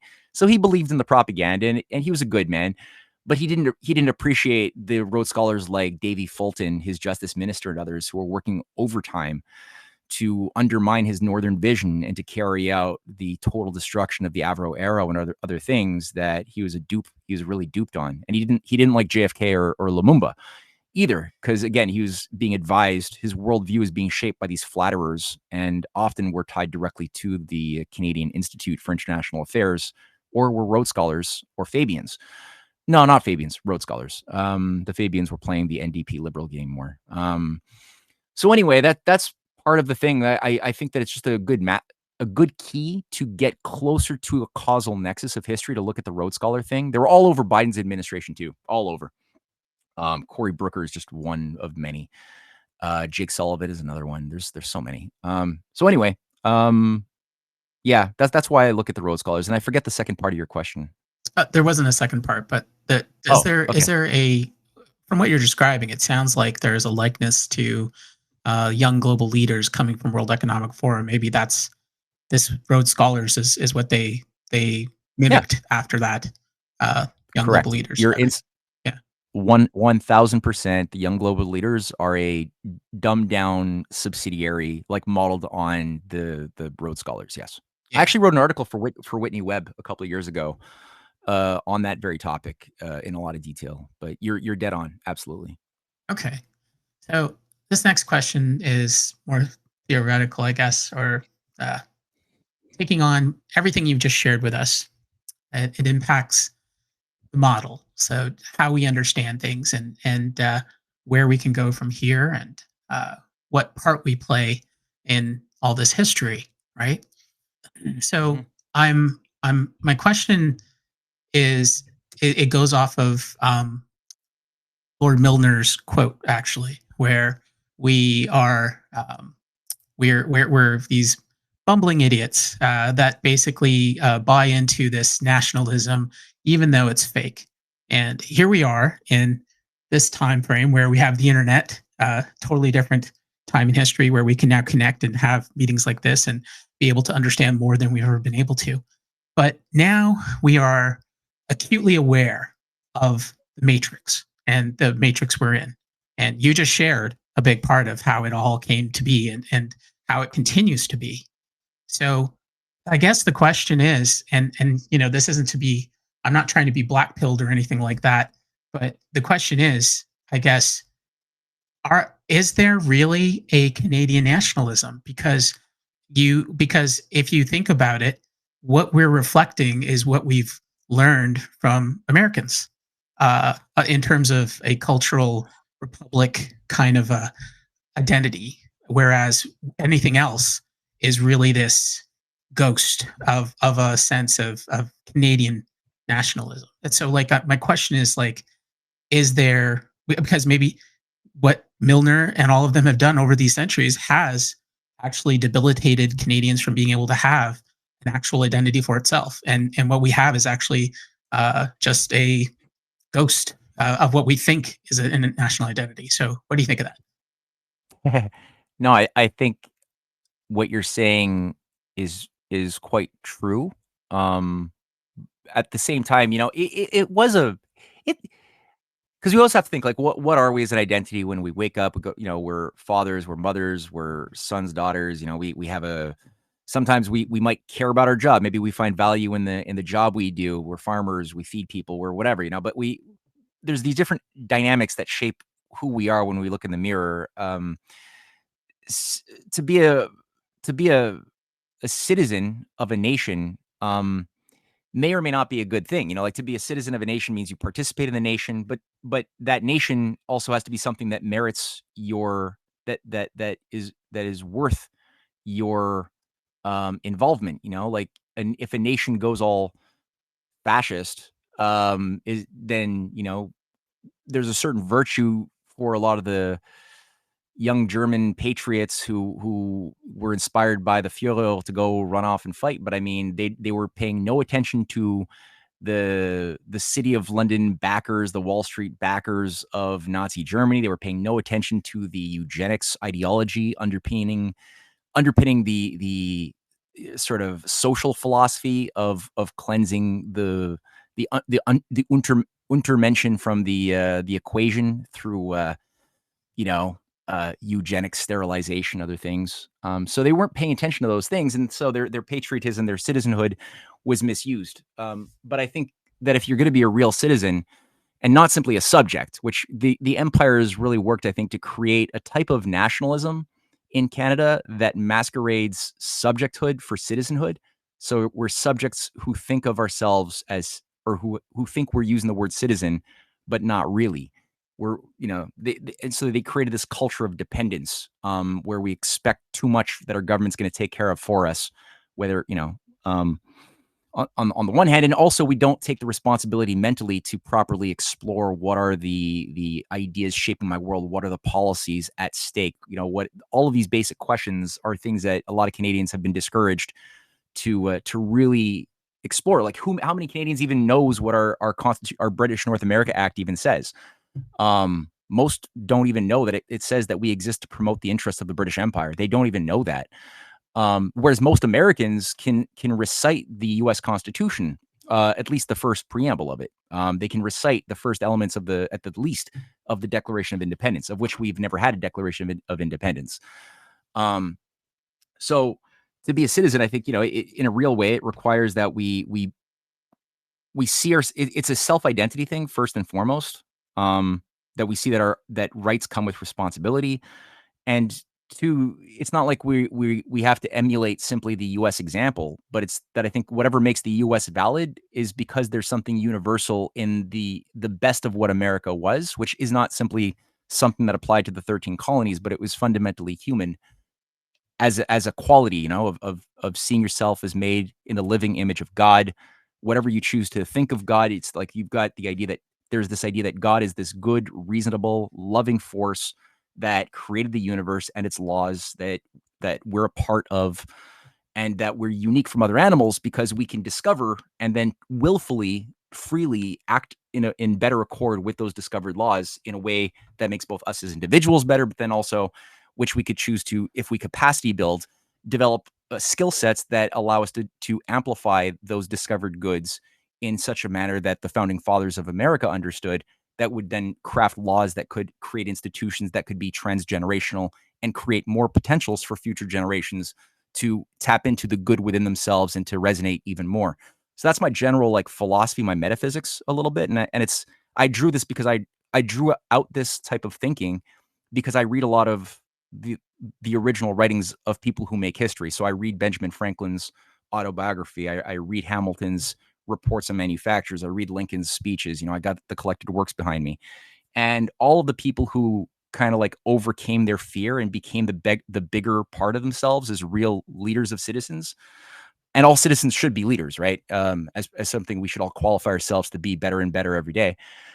They all drew from that philosophical well, and it goes back to ancient times when you read, you know, the works of Saint Augustine or of Plato or of Cicero, and you read their writings, and you're like, they're all drawing from that same well, which makes them all, you know, they're all tapping into something universal. And the more we do that, I think the more we qualify ourselves as being truly sovereign, not having a sovereign give us rights, but rather we all are really sovereign and can thus think about the biggest topics shaping our destiny and then act accordingly, as you know, through town halls, running for office, other things, organizing strategic back channels. You know, in Calgary, I've got some groups that I talk to when I go up there on a regular basis, and they're very well organized people. They know how to keep things on the down low, but you know, they're doing the right thing. That's the right way of doing things, and that's the way that people like John F. Kennedy were elected. It wasn't through, you know, just going to the right World Economic Forum meeting that, you know, he got vetted or something. He had to fight, and there were bad people who made thought that they could control him, but they also worked very hard to you know, to stop him from getting power. And then when he got power, they tried to do everything possible to stop his policies from manifesting, which they were not successful for 3 consecutive years until they had to just kill him in a ritual murder. But it's like that's not something that should cause us despair or demoralization. That should, if anything, cause us to be inspired, because that means that there's something an individual can do that scares the structure of this ancient, powerful empire, right? The empires, as a friend of mine once told me, the empire they don't mind killing millions of people. They don't like, however, they really don't like killing individuals. They don't like killing the Malcolm X's, the Martin Luther King Jr.'s. They don't like killing the Indira Gandhis, or, you know, they don't like doing that because it showcases their own vulnerability. And it also, for those thinking with, or, you know, it also showcases our own power at the end of the day, that we can all tap into something which can reduce the power and influence of the oligarchy by our resonance with natural law. So as far as like how that applies politically, you know, like I said, most of my, from a strategic consultant point of view, if I was like speaking as a consultant to political strategists, I would really like emphasize Alberta is the place to like move and shake right now, but it has to be done well. It can't, there's a lot of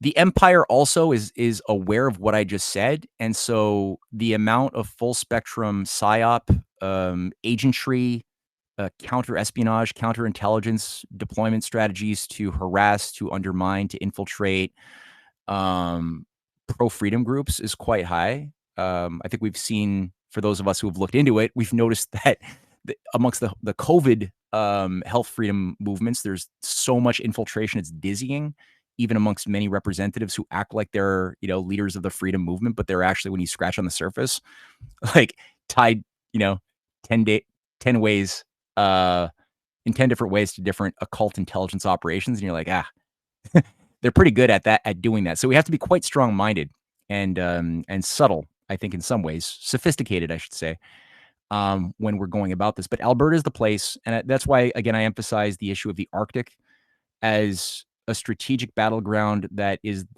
one of the weak chinks in the armor of the empire, is located in whether the Arctic can be turned into a domain of large-scale economic development based upon cooperation amongst powers who, under other circumstances, could be induced to go to war with each other. Primarily the transatlantic NATO powers against Russia and their ally China, and to a degree India and Iran too. So yeah, that's what I think Canada can offer, is Alberta primarily for the strategic immediate term fight, and the Arctic more generally as the basis of a recovery of our destroyed industrial base that we've consciously mutilated ourselves over 50 plus years. We've outsourced and destroyed our infrastructure, our manufacturing, our school systems. We've lost basic knowledge that we had a couple of generations ago when we were building things. That's gone now. So to recover that, it's going to take some generations. And so we need, I think, those types of big projects that only the Arctic can really provide in a serious manner. Okay. So that leads me to another question. And by the way, if anybody wants to ask questions, please just come up on stage, raise your hand, and we'll bring you up. But so on this question, so this is obviously 51st State Community. We've been talking about this topic for many, many months. So we've deep dived into this in numerous ways, all kinds of workshops on how this could happen or how it will happen and so forth. So on the question of Alberta,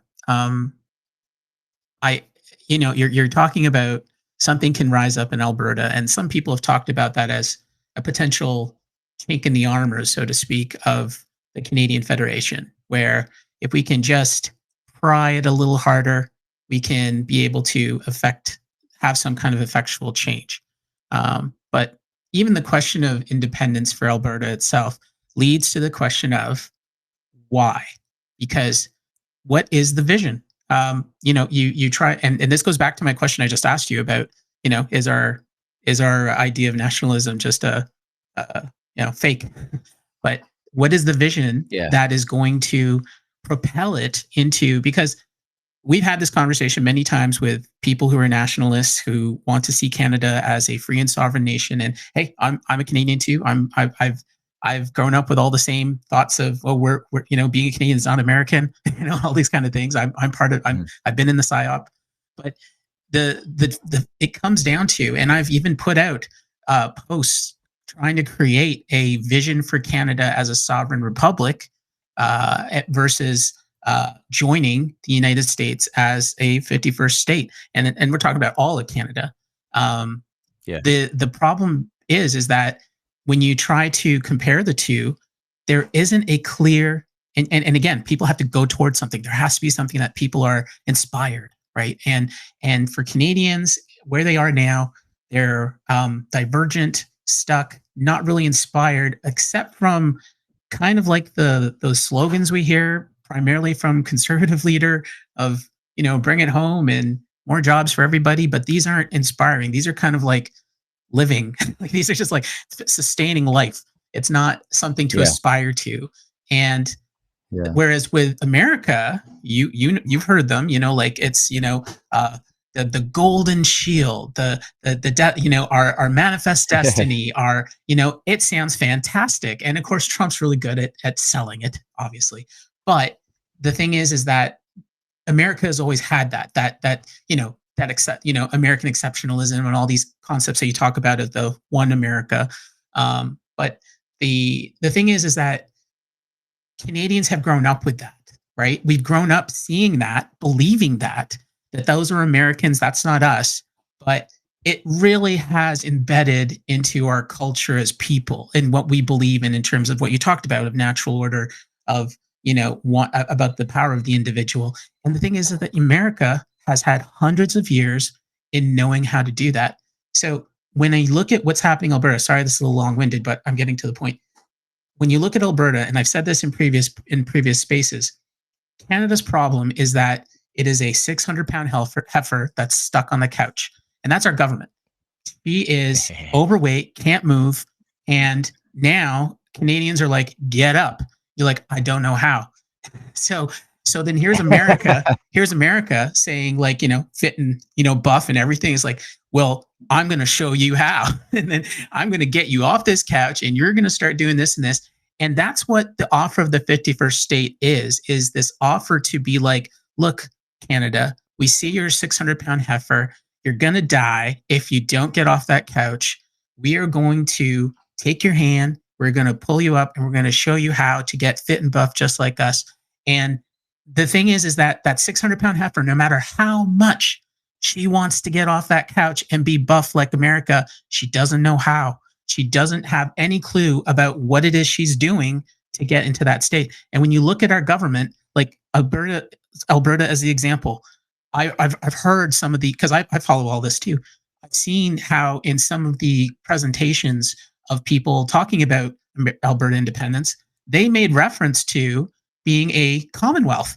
And when I heard that, alarm bells went off. I'm just like, what the hell are they saying? Like, you're supposed to be independent and supposed to be leaving and have nothing to do with the Commonwealth. So what is at work here? And of course, it goes back to what I just talked about, the 600-pound heifer. She doesn't know how to stand on her own feet. She doesn't know how to be fit and buff. And you have an entire population who, as much as they want to be republic, like all of us in this space right now, I'm certain would love to see it, but we just don't have it in us. We haven't learned that. It's our whole life we've been subjects, like you referred to. And so my question is that, like, for Alberta, I guess, what is the vision? Because if you don't have that vision to inspire you to be able to know where you're going and know the direction and actually build unity around it, it's not going to, and as much as I want to see, I personally believe, and I've said this before, I believe it's going to be a domino effect. I think that what Alberta's doing should be encouraged, although I don't think it's going to result in what they think it will because of the things I just brought up, because she's a 600-pound heifer. Because Canada's government, compared to the United States per capita, is 6-1. Like, we have 6 times the government than the United States. So when you get at Alberta, who has thought that way for generations, they're going to replicate that 600-pound heifer, and that independence is no longer independent. You're still stuck on the couch. So this is what I see as the reason that the 51st state is an elegant solution for Canadians to fast track and be able to get off the couch and be able to incorporate systems that have been proven over hundreds of years to create that through lots of pain and suffering of checks and balances that allows for as a certain sense, at least more justice, more representation of the people by the people. And it creates a situation where we can get rid of, like, this is where, like, when nobody thinks about how does that go. What happens is basically, if we are in that process, then all hands get hands off on the Canadian government is off of it. And now the American scholars and those of constitutionalists would be in charge of ensuring that we actually start having our own elections, our own republic representation, and so forth. So this is something where if you don't have Canada, like, if Alberta is to take those steps, and again, I'm not discouraging them. She's a 600-pound heifer. So how is she going to do it? And this is that. So my question is the vision again, because she doesn't know how to do it. What can be done? What is the vision? I guess is the question, because I've heard a lot, but again, versions of what's come out of there sounds like on the couch again. We're going to create the same big government. We're going to do the same thing over. And this is why, as much as we can see what America's doing, we haven't lived it. We don't, like, culturally as people, you can't have a republic without people, right? Like, the people have to have the responsibility part of being participants. Whereas, like you said, we're subjects. that where everything's handed to us, and we're kind of like children. Gimme big government is kind of what we've been bred to be, and this is why we barely vote every 4 years, and that's about as far as we go as a people. So Yeah. what's going to propel us to, and maybe it could be other factors, maybe the internet changes it, but so that's my question: is what is the vision that is going to break Alberta out and create something that could potentially not be another 600-pound heifer? Well, doctor, I think you've defined the disease well. That is the crisis that your question, I think, elegantly outlined, truthfully so. So here, I guess the way I'll answer it, and I don't have a full answer, right? But the way I'll approach that is in 2015, I did something called a Vision for Canada 2050, and basically with my studies of history, looking at what were those actions that at different times authentically scared the oligarchy, that had occurred especially from the United States, but also from different figures in Canada, real patriots who have either been written out of our history or who have been so maligned by our official history books and narratives that we don't even understand what they were doing. I alluded to a couple of them. For example, I mentioned Isaac Buchanan. I mentioned with his fight for Zollverein. I mentioned Wilfrid Laurier, who had a much bigger vision than people realize for a Canada of 60 million by 1925 with rail and electricity even stretching into the north. That was Wilfrid Laurier, right? Like, who knows about that? Who knows that C.D. Howe had a whole program that didn't just involve Avro-Arrow and advanced nuclear power sustaining Canada's energy grid at a rate that would be too cheap to meter, but he had a wonderful anti-imperial vision that would have worked with allies around Eisenhower who wanted to build national grids of infrastructure. And then Diefenbaker, for all of his doopy problems, his northern vision was fantastic. And I, in studying these things, or General Romer,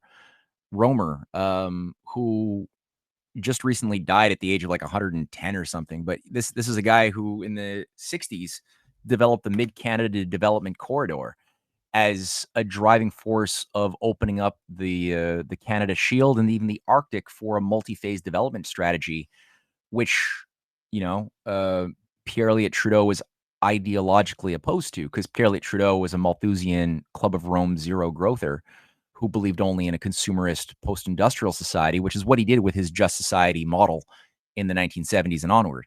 But the Romer idea, he produced a whole beautiful 80-page plan with graphs and everything. And people can, I host the PDFs on my website.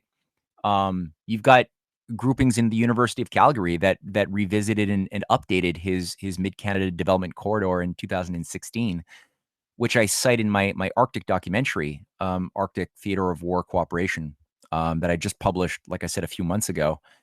So there's a variety of precedents in history of things that are sort of in our DNA, regardless of what type of government we are. These are concrete projects that meet objective needs of our people, both now and into the future. So they're just things that need to happen.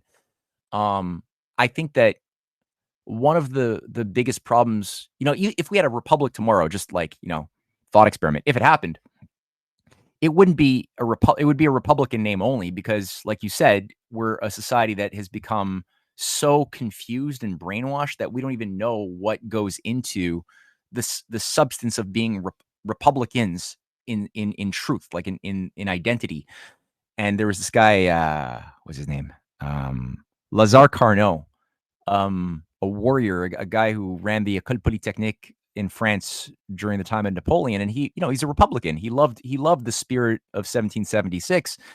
And he made a point that it's better to have Republicans without a republic than a republic without Republicans. Let me say it again. It's better to have Republicans without a republic than a republic without Republicans, because you could physically have a republic in name only, like Venice was a republic in name, but it was actually in practice a total oligarchy with the vast majority living in decadence and poverty.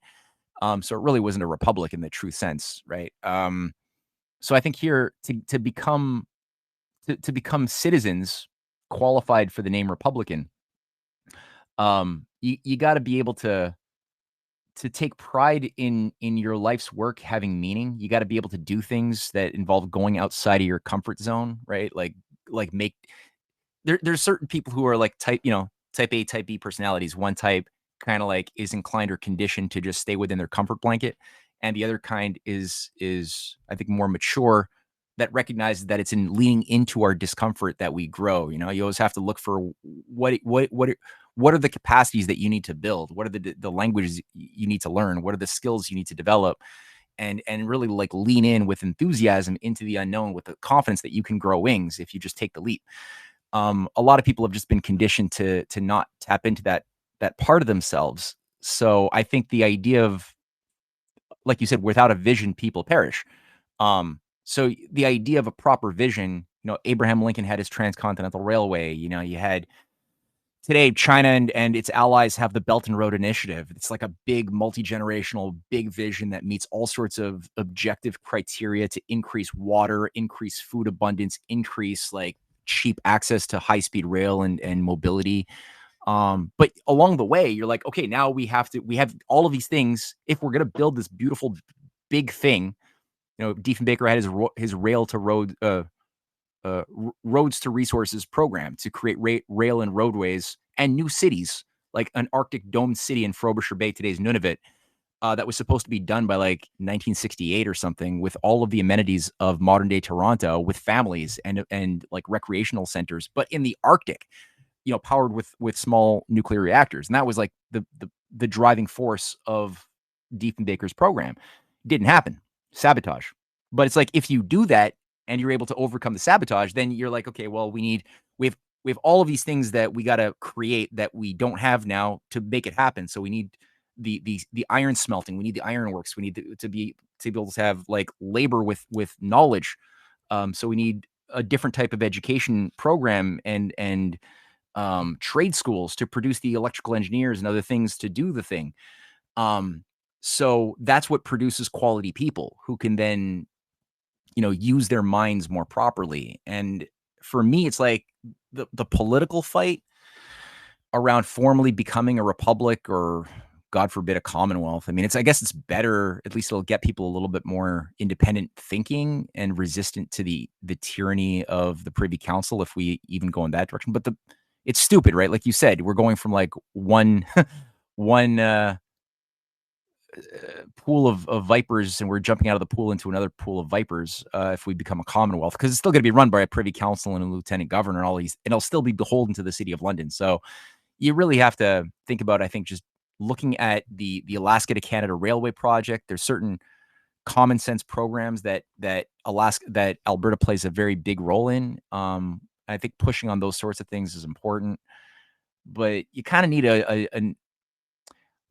okay, last thing I'll say, I did and maybe you could share this with the group. I mentioned the 2015 report, Canada, A Vision for Canada 2050, not becoming part of the USA, but also not remaining part of the British Empire. What are the programs to do that? And I just go through some of the big ones: the North American Water and Power Alliance, the Bering Strait Railway Tunnel project that Russia has offered us several times to build it. They even offered to pay 2/3 of the engineering costs to connect rail between the Bering Straits. Would be transformative. There's nuclear fusion energy programs in Alberta, tied to the University of Alberta, really, really doing pioneer work that are not being funded.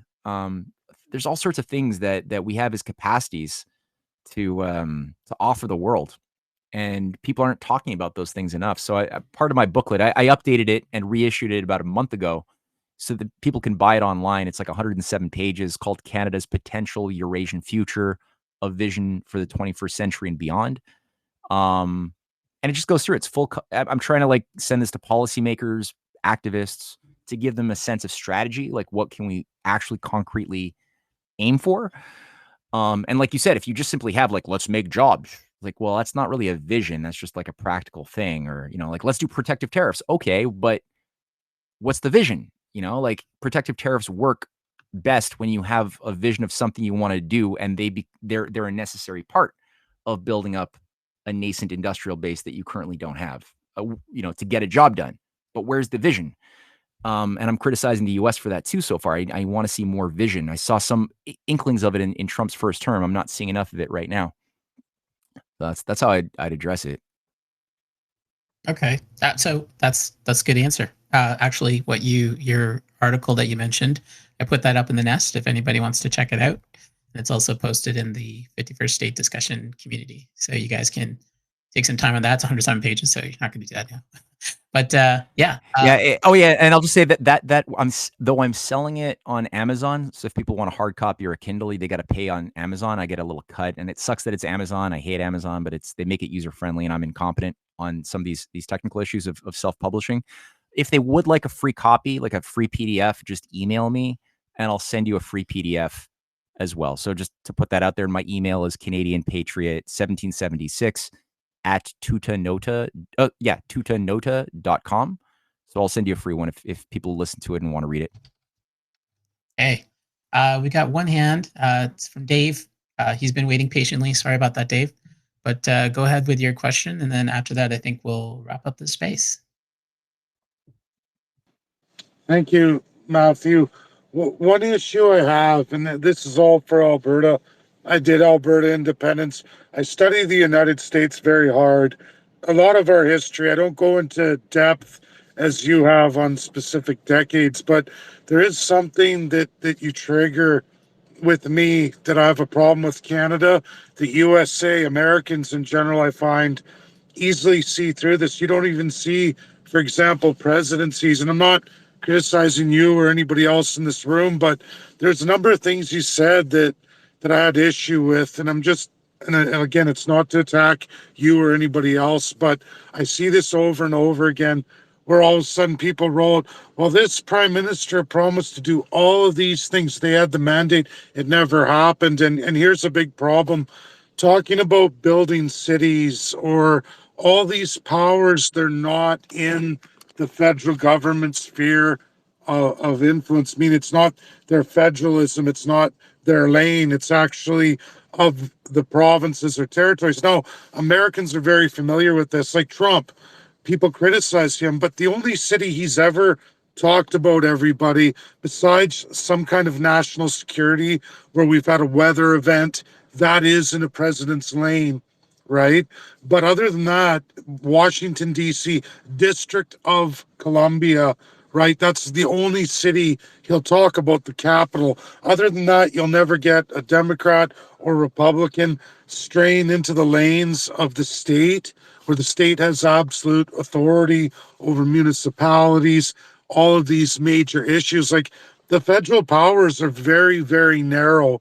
And a lot of what these politicians will try to sell, which are bold-faced lies in a real federalism, even Canada's limited federalism, I think too many people jump on that without really looking at, is what this politician said even anywhere remotely truthful? And the answer is no. I've seen it over and over and over again. They sell these bag of lies, and I hate to say it, I've seen it more from conservatives than liberals. Liberals will be honest about their treachery, but they don't stray into things that they're not going to achieve by straying outside their federalism lane.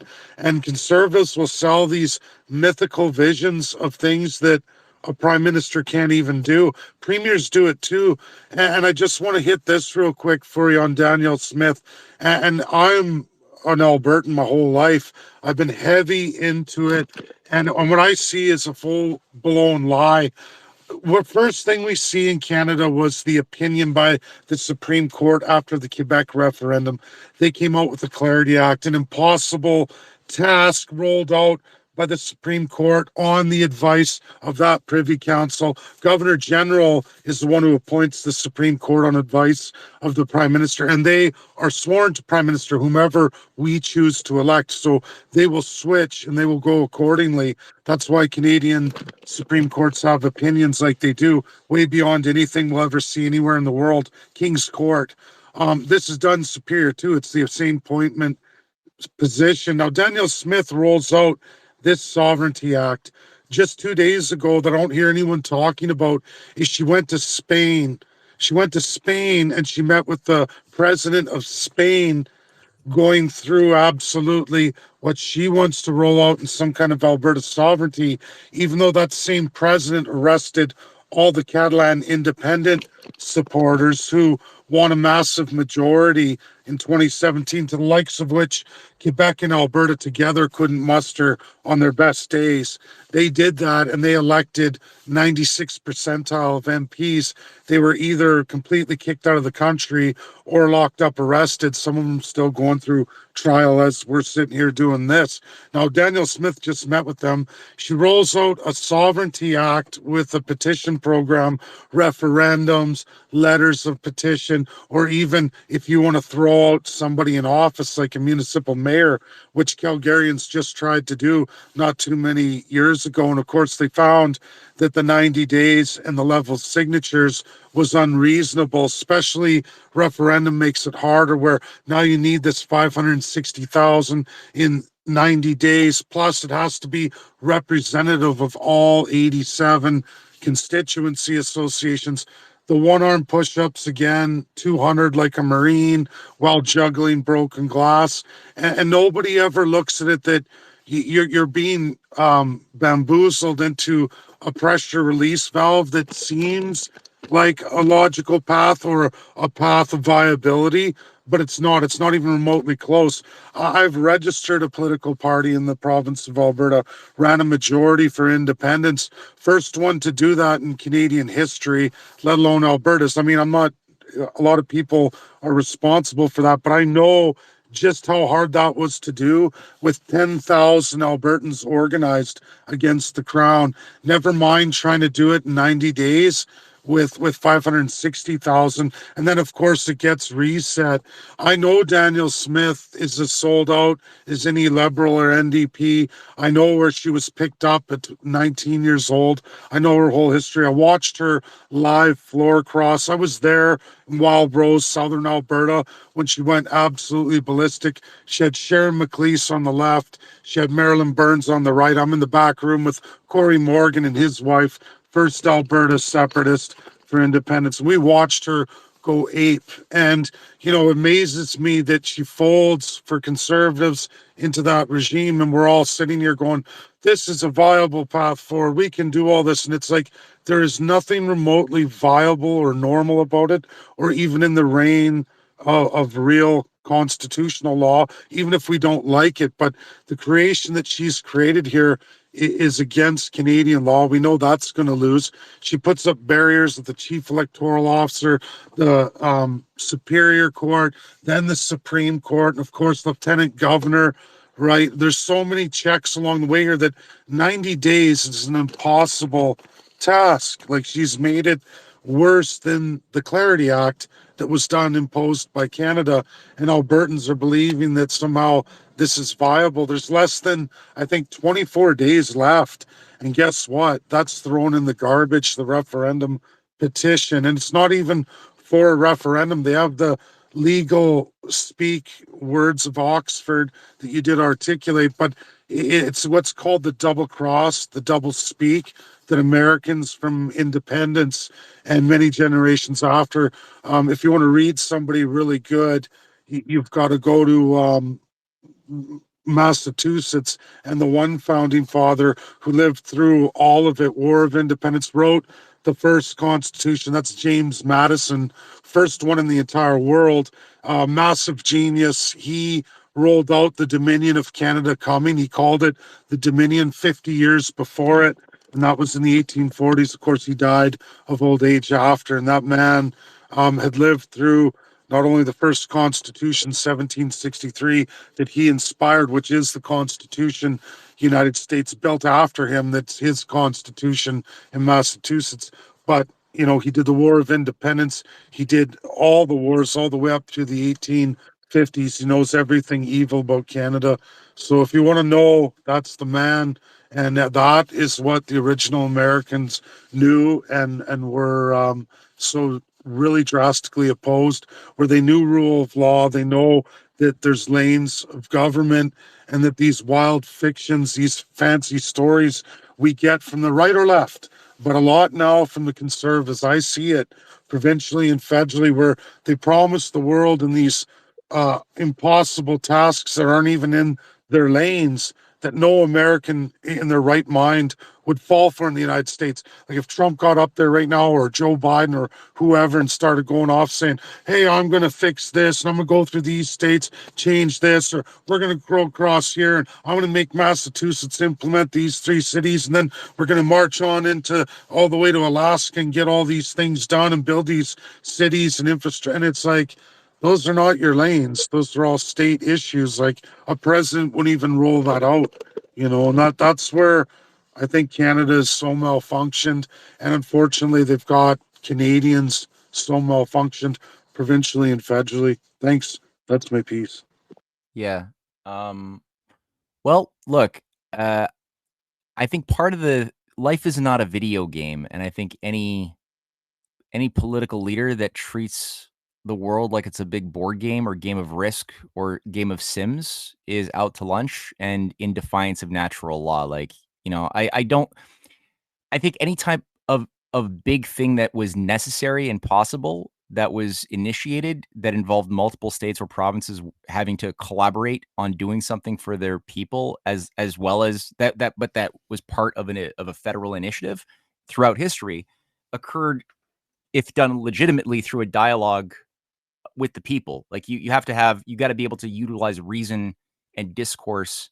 Like FDR has his fireside chats on a weekly to really like talk to the people, to keep them in the loop of what the logic was behind why the Hoover Dam or the Tennessee Valley Authority or the rural electrification project was going to happen, how it was going to happen, how the banks work. You could listen to these fireside chats, and it's like he was expecting the highest quality of mind power from the people listening, to understand the principles of how healthy banking works versus the dysfunctional speculative banking that created the Great Depression. So it's really like a truthful dialogue. JFK, right? Like he had a continental vision for water management in North America. And he did a lot. Like he initiated the building of something like 50 hydroelectric dams, with the idea of creating some really, really wonderful development corridors and uplift people to a better way. But he didn't just force it. He had dialogues with town halls, or through town halls. He had dialogues with the people, with the governors, so that you create like a collaborative process of will, like free will, to collaborate on a big idea, which is reasonable and good. And I think anything that would ever happen according to natural law would have to be through a dialogue process where you bring people on board. You don't play them like a video game.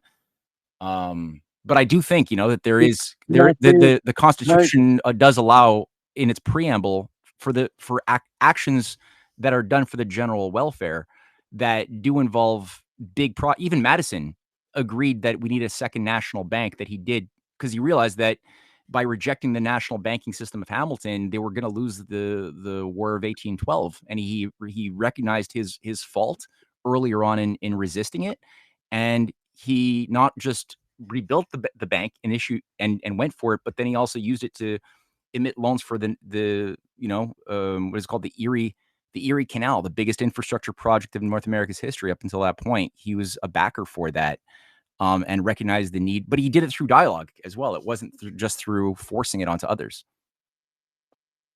There's a little more to it, because their district system, they came out with several laws much, much differently than our Oxford financial system. But that is a deep, deep discussion. But I agree with you. Madison did come around on a lot of issues, and that's from life experience. But there's one thing I want to ask you here that I'm curious about. I'm just trying to understand you better, Matthew. When you talk about natural law, so what I understand of natural law, this is the law that all men and women are naturally born with. These are rights enshrined. At least America defines it that way, and I understand that they go through that in their preamble, in fact, and they talk about natural law, and they do have 2 amendments on such. Whereas Canada, we're crown customary law. We don't have really any natural law at all in Canada. Not for us, the subjects, or certainly not for the First Peoples under the Indian Act. That's all removed from us. We get customary crown law that's imposed on us by our divine elite. But What do you see natural law as? I'm just curious. Same as you. Okay, perfect. Awesome. No, this is a great chat, Matthew. Thank you so much. It's all about learning. I hope I learned a lot from you too, and I hope you got some things for me to look at. Thanks. Yeah, absolutely, man. No, thank you very much. It's super nice to meet you. Okay. Yeah, likewise. I did say that we would be closing space, but then we had Luna Linus come up on the stage. So I'm going to try to keep this to under the hour. So yeah. I have a 7 o'clock I can't break out of, so we have to end at 7 hard stop. Yeah, great. That's perfect. So Luna Linus, please ask your question to Matthew, and then we'll do a wrap up. Hi, and thank you. I'll be very quick. Matthew, I was first introduced to you through the Mel K show, and you and your brilliant wife, when you talked about the Russians assisting with the Revolutionary War and then going through the railroads and things like that, blew my mind. I honestly just want to say I am so happy to see you on X. I hope you do more of this because you really have so much to contribute. I think that you and your wife should be writing curriculum for history for the Americas. You guys are just amazing. I really am so happy to see you. That's all I wanted to say.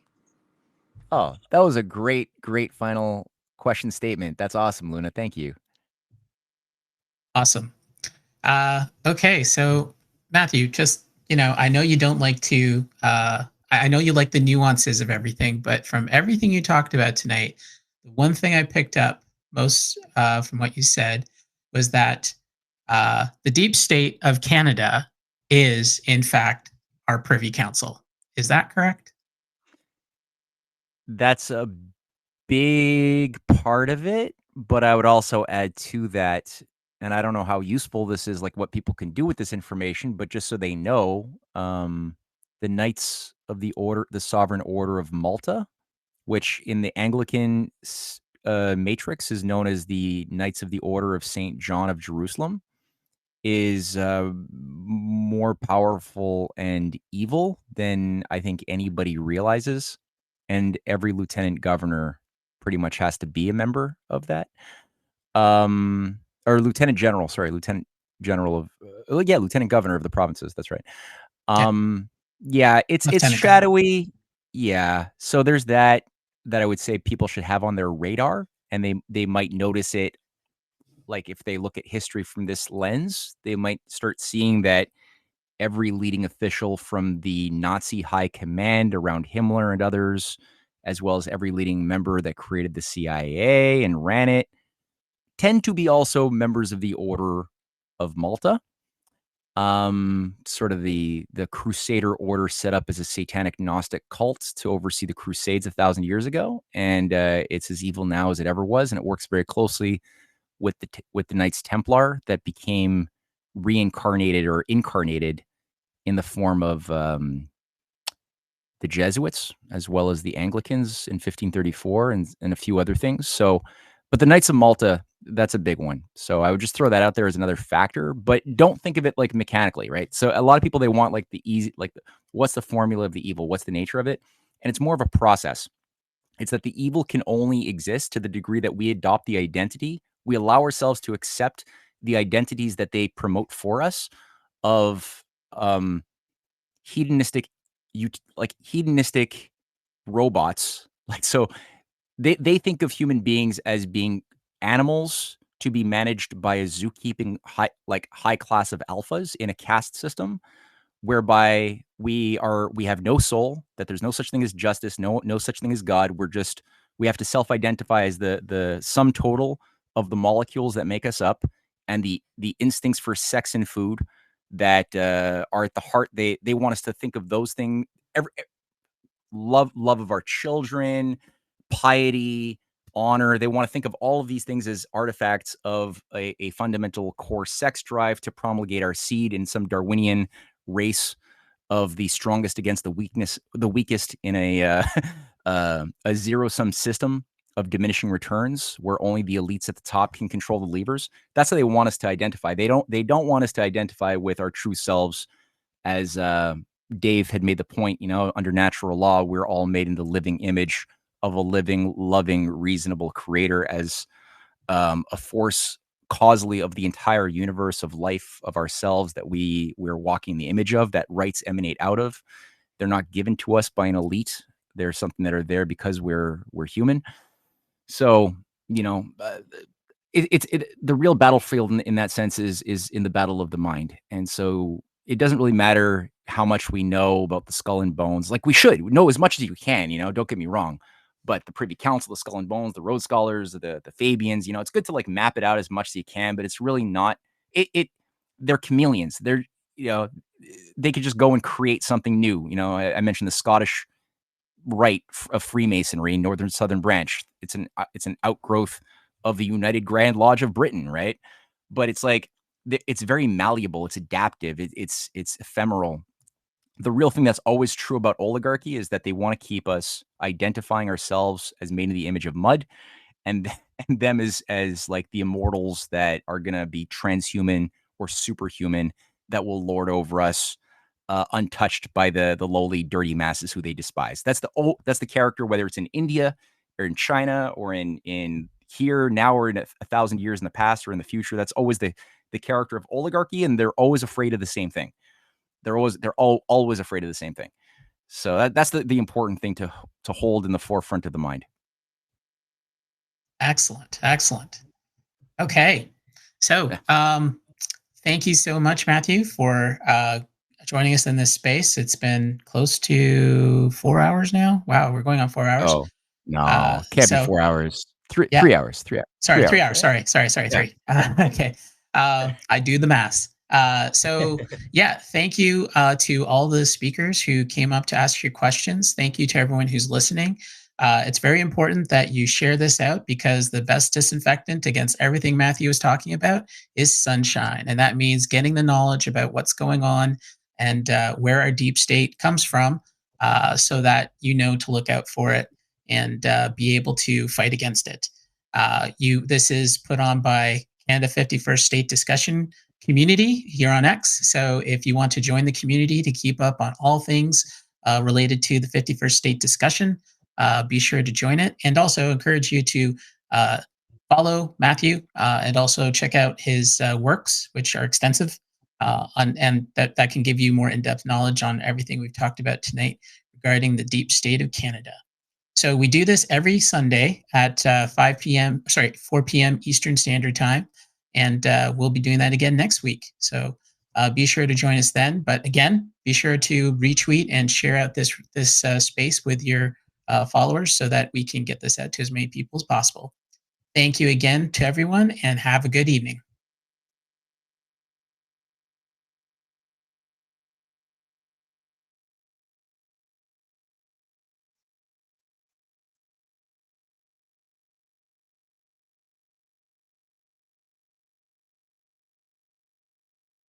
And remember, if you're thinking Canada first, you might be thinking 51st.